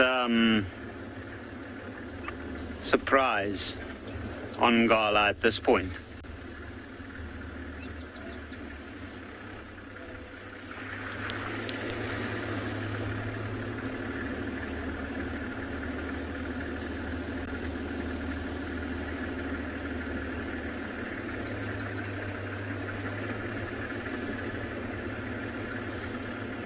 Jackie, the most exciting sighting I've had at night, it's very difficult to choose. I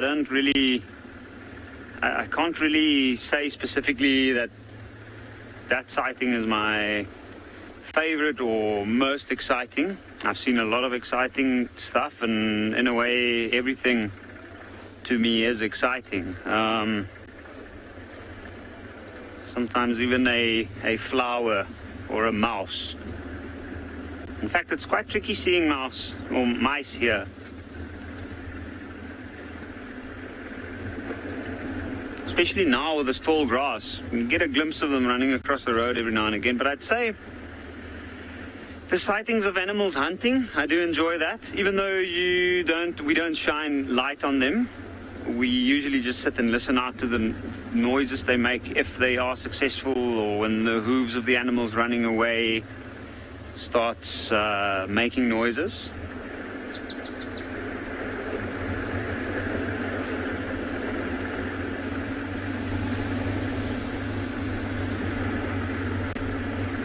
And then the surprise of finding something like a male lion or a leopard walking on the road, just suddenly steps out from the tall grass next to the road right in front of you.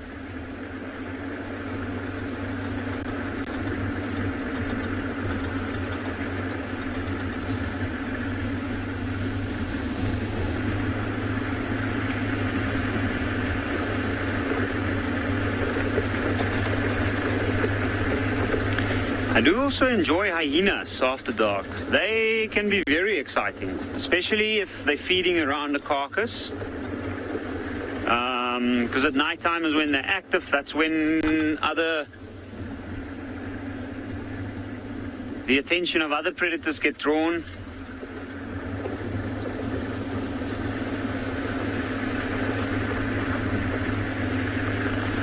But I think my ultimate favorite after dark is to watch a young male lion, a non-territorial animal.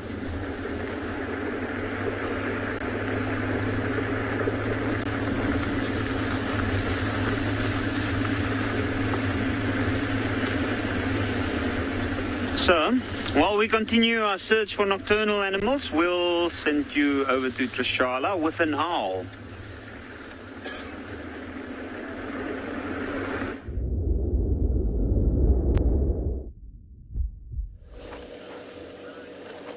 We've just found these two spotted eagle owls in the road, and they're quite far from us. So the picture might be a little bit grainy, but it's quite interesting to see them on the road. And what we're going to try to do, because at the moment the only reason we're seeing them is because my vehicle lights are on, but they're quite far away, so they're just grabbing the light. So what I'm going to try to do is switch the lights off. Oh, listen to them call. I'm going to switch the lights off and try to move very slowly towards them. This might not work, but it's preferable than having the light shining onto them. So let's try. Putting the lights off.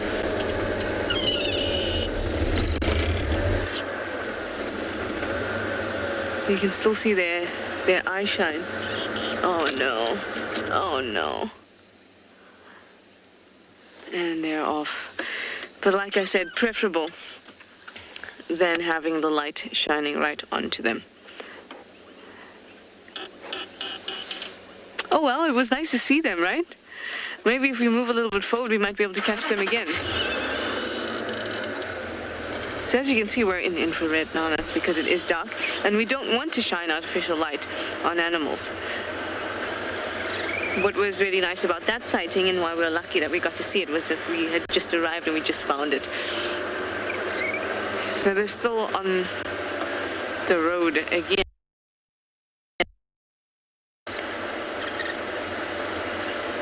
Thing is, I know they're not going to let us closer. Let's try this one more time. That's pretty good. That's pretty good. Let's try that impulse.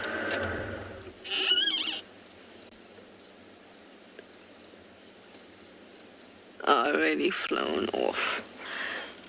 But there's another thing to talk about. Did you hear even the slightest sound as they flew off? Because I didn't.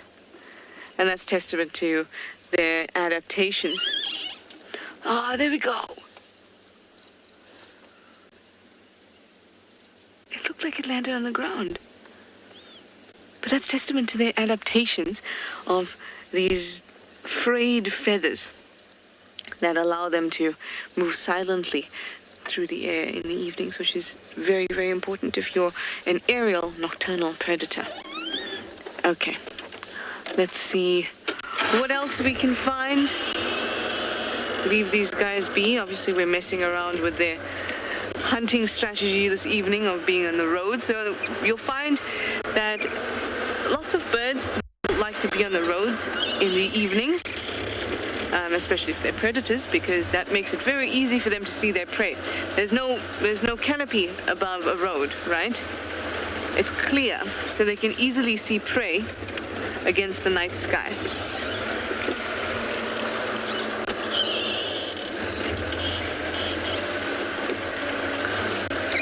Now we look for one of my other favorite little things to find at night. You know what? Chameleons. Only been lucky with one so far these last few days, so I need to up the ante. But everything's so dense, they have to be on the periphery of any of the bushes for me to actually be able to see them.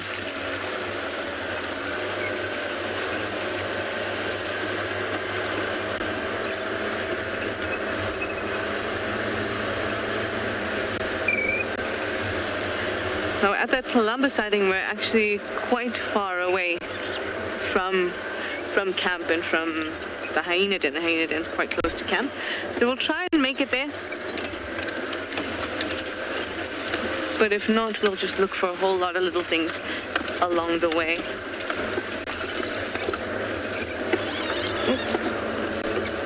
There we go.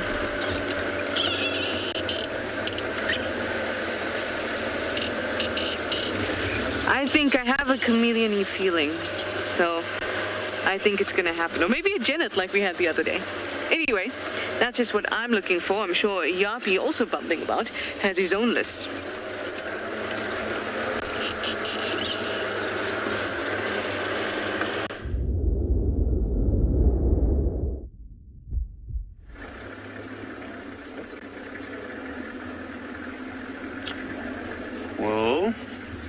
I hope that Tswalu has some luck and find that chameleon. In fact,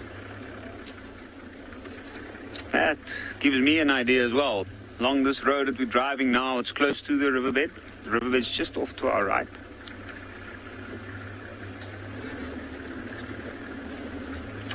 There's some tricky sections of road to negotiate here. Very, very muddy.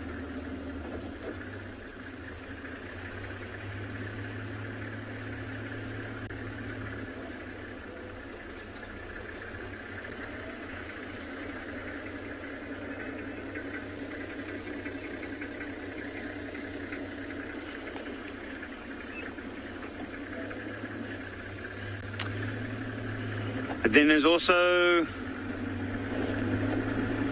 large trees here and slightly higher probability that the leopard might move around here. Now, this road is so overgrown at this point, it's actually amazing. Once you drive onto the road, you immediately realize how much more life is along here because of the water nearby, and you can hear the crickets going. And all sorts of other insects and bugs.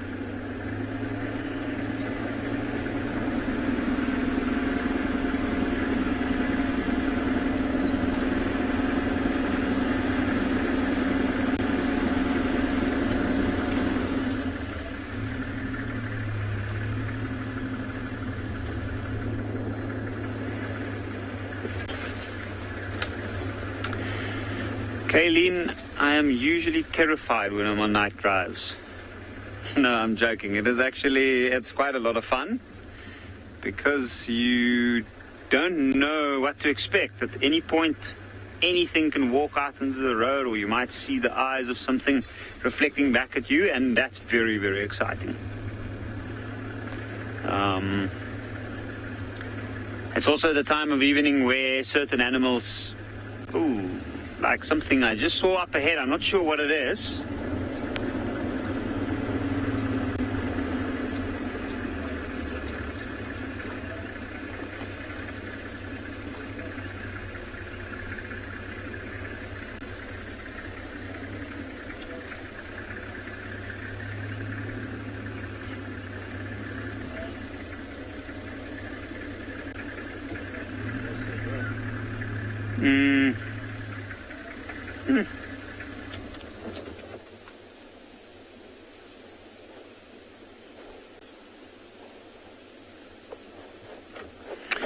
No, I'm not sure exactly what that was. I just saw the reflection of two eyes. It looked like something small, something low down on the ground, so it might have been either a small cat or maybe something like a civet.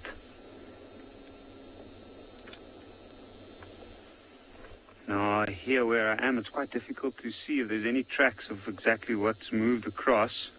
And then besides that, I think I might have driven over it as well. And then you can see that very, very tall grass. Oh, there we go. It's a genet.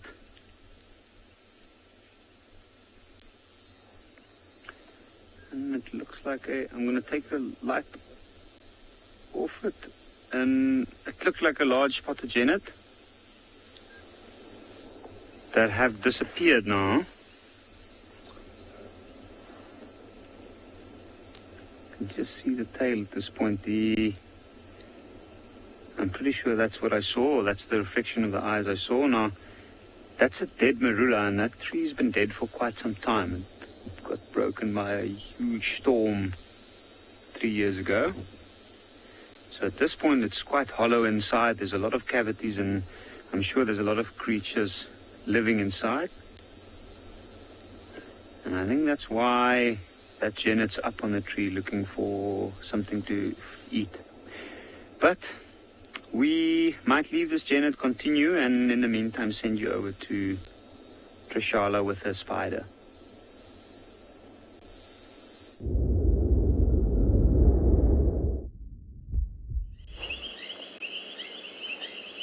That is so cool. a genet. We haven't been seeing them as often, so it's so awesome to have seen one the other night with us and now with Yapi. Cool stuff. Here we have another bark spider like we did a couple nights ago. But this one has just started building its web. So all those typical spider webby shapes haven't been formed yet. It's just building the scaffolding that it'll use to do those radial designs as it goes round and round. Ooh, have you got something to eat there? No.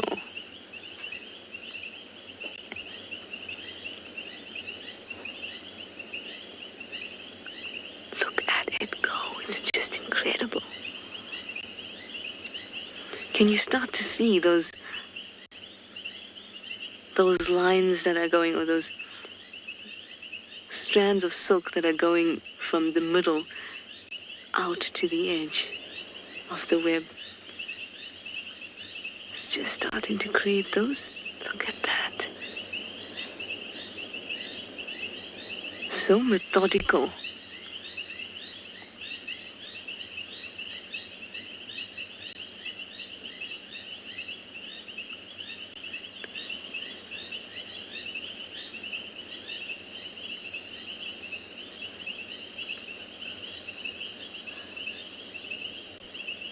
It's just amazing me so much. It's kind of, and we've said this before, so mesmerizing to watch them work. And to the center.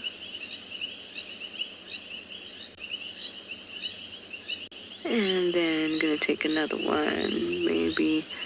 There we go, out again. Stick it there, bring it back to the center. Amazing. See when it moves its back legs like that?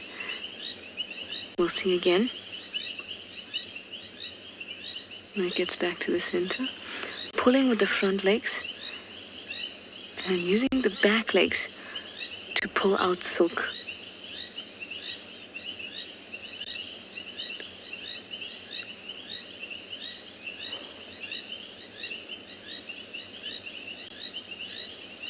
Watch there, it pulls.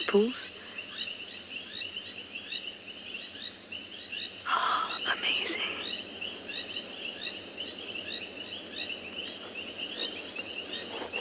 Haley, that is an excellent question. You'd like to know, how do spiders know how to build their webs? We don't know. They somehow seem to know exactly what to do, and we don't know if they learn or if it's already, the information is already inside them when they're born. But it is most likely that they are born with that information. We call that information innate information. So it's already in them and they naturally do it. Kind of like us walking.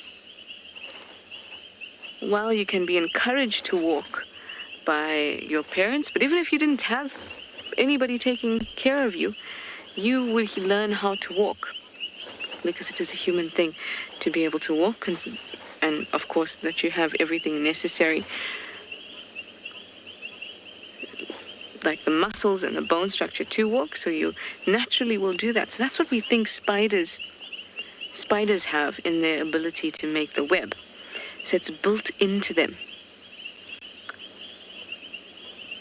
Because not many spiders take care of their young. There's very few that do that. And in order to learn, they'd have to learn from somewhere. So it's something that's built into them. They already know from the time they're born how to build a web.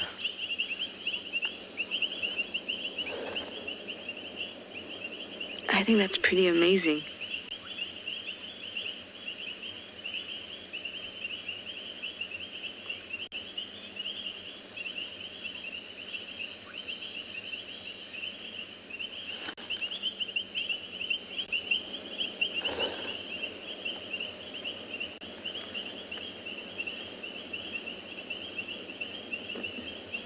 Pupindra, you'd like to know if a spider ever runs out of supply to make a web. That is a really interesting question. It is possible that that would happen, but it is unlikely. And that's because they recycle their silk.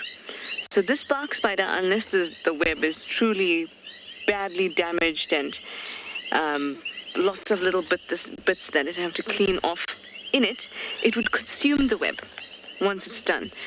Because the silk can actually be broken down into its constituents again in the body of the spider. So it'll consume it and break it down into those proteins that make up the silk. So it's recycling all the time. But there are occasions where a spider could be really starved or on death's door and does not have enough, let's say, nutrition and energy to invest in producing good quality silk. Sometimes they may produce flimsy silk, and that's because of those two really important proteins we've spoken about before, Spidroidin 1 and 2. If they don't produce those proteins correctly or enough of them, they'll produce silk that is brittle. So it's possible that they would run out of a supply, but they make sure they don't get to that point. Oh, see, now we're making the lines across.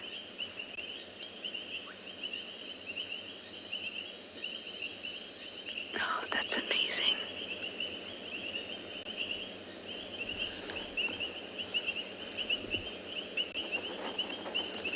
Lynn, you'd like to know how it doesn't get stuck in its own web. That's because a spider does not walk on its web. It hangs off of it. So at the end of its legs, it's got tarsuses, which are like little claws with hairs. You could hear the hyena whooping in the background. So these little claws hold on to the web, but the actual body of the animal hangs off of it. Now, if you look carefully, you can see that it almost looks like it's plucking the strings or the lines of silk. That's because it's hanging off of it. If it were to be thrown onto the web, for example, it would get stuck.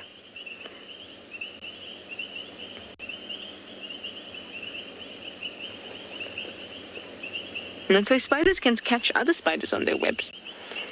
If they have a fight or something like that on a web, once the spider is dead, it'll stick it onto the web because the dead spider doesn't have the ability to use those little claws to hang off of the web.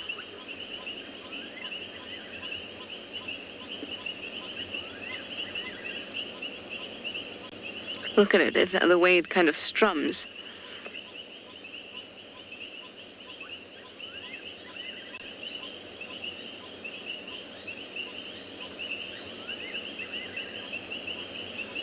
It's amazing how each leg, 8 legs, working in coordination like that.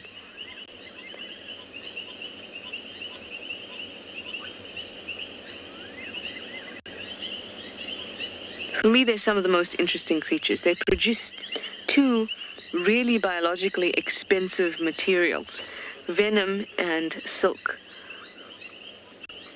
Really, really difficult things that many animals have not adapted to do.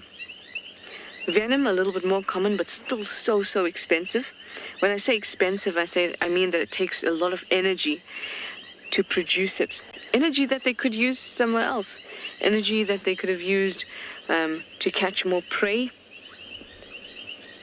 to grow larger, but instead they invested in venom. So potent as well. And very specific. Its targets can be so specific. To just target the nervous system, just target the blood. And then on top of having venom, spiders have the silk to produce that no other creature produces in the same way. There are silk moths that produce a type of silk, but it is not nearly the same as what a spider produces.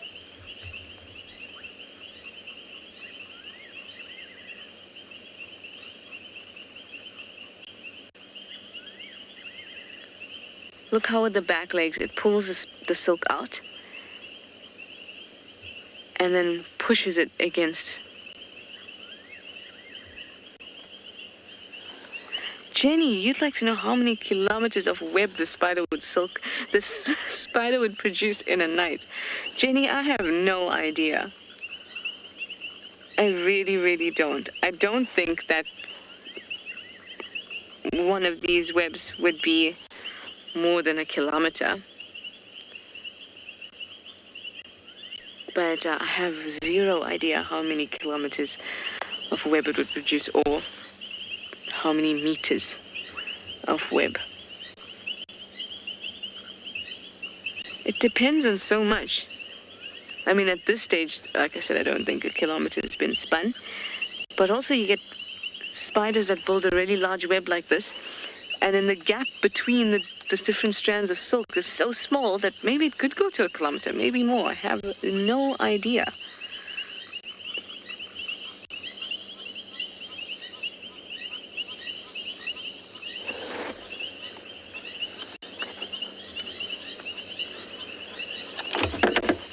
Oops, there goes my radio.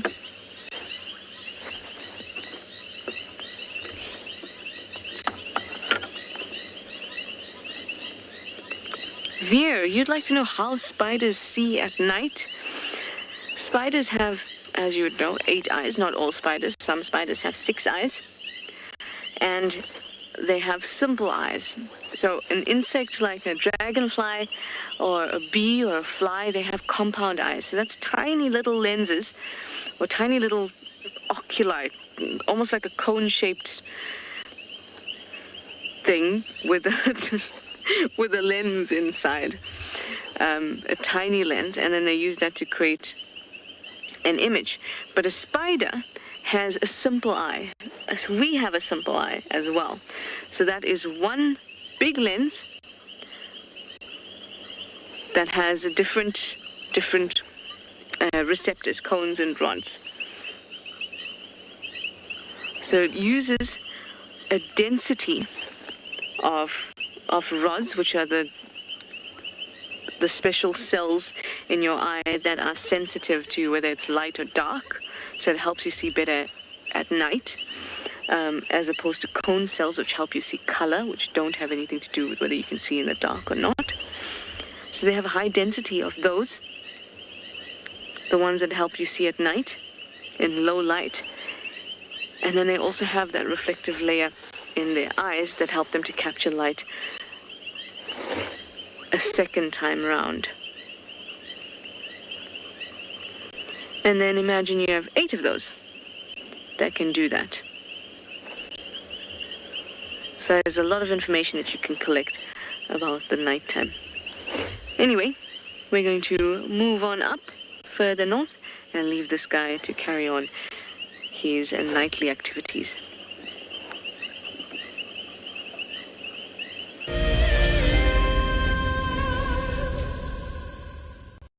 February is the month of love, and nature is no exception.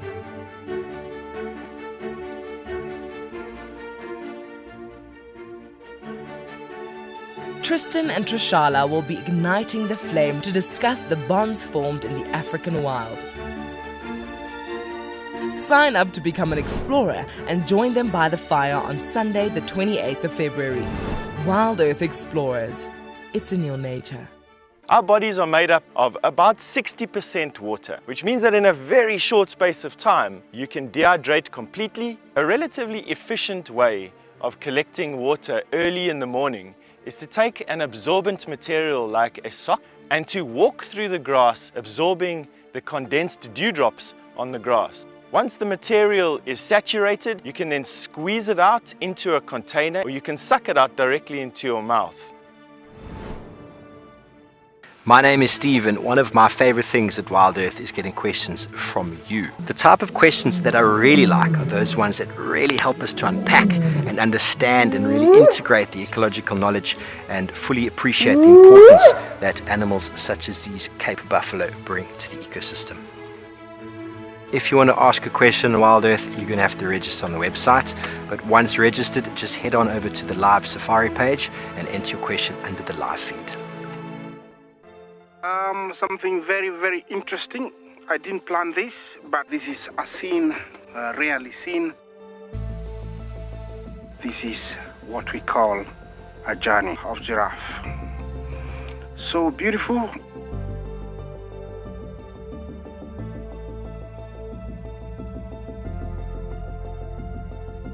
Tune into Wild Earth every single day.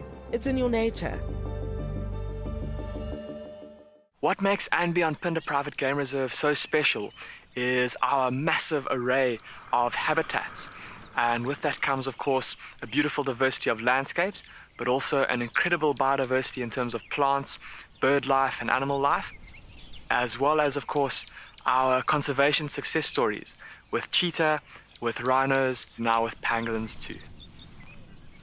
Catch up with the guides daily here on Wild Earth.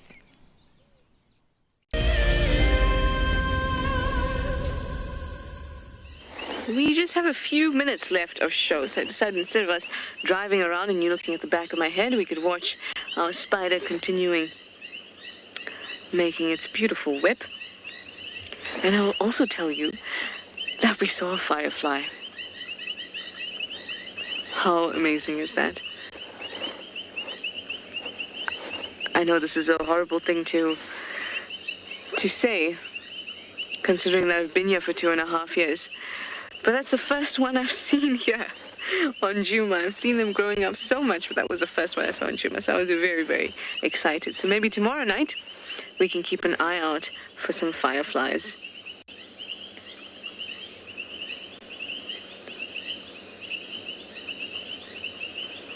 Our spider is, oh, look at those. Coming along so nicely, spider. Those edges.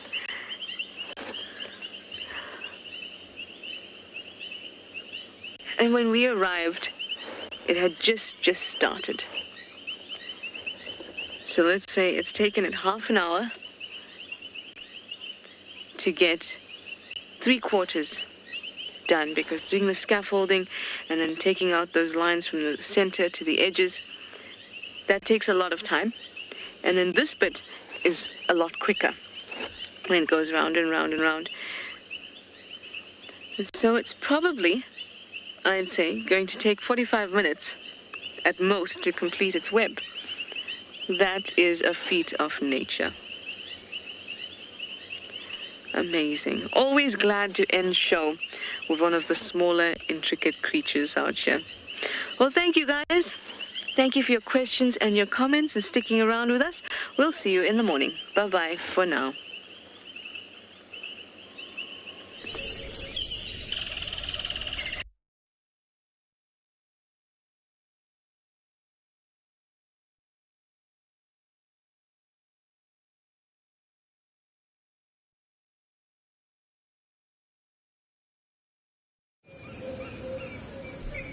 This program features live coverage of an African safari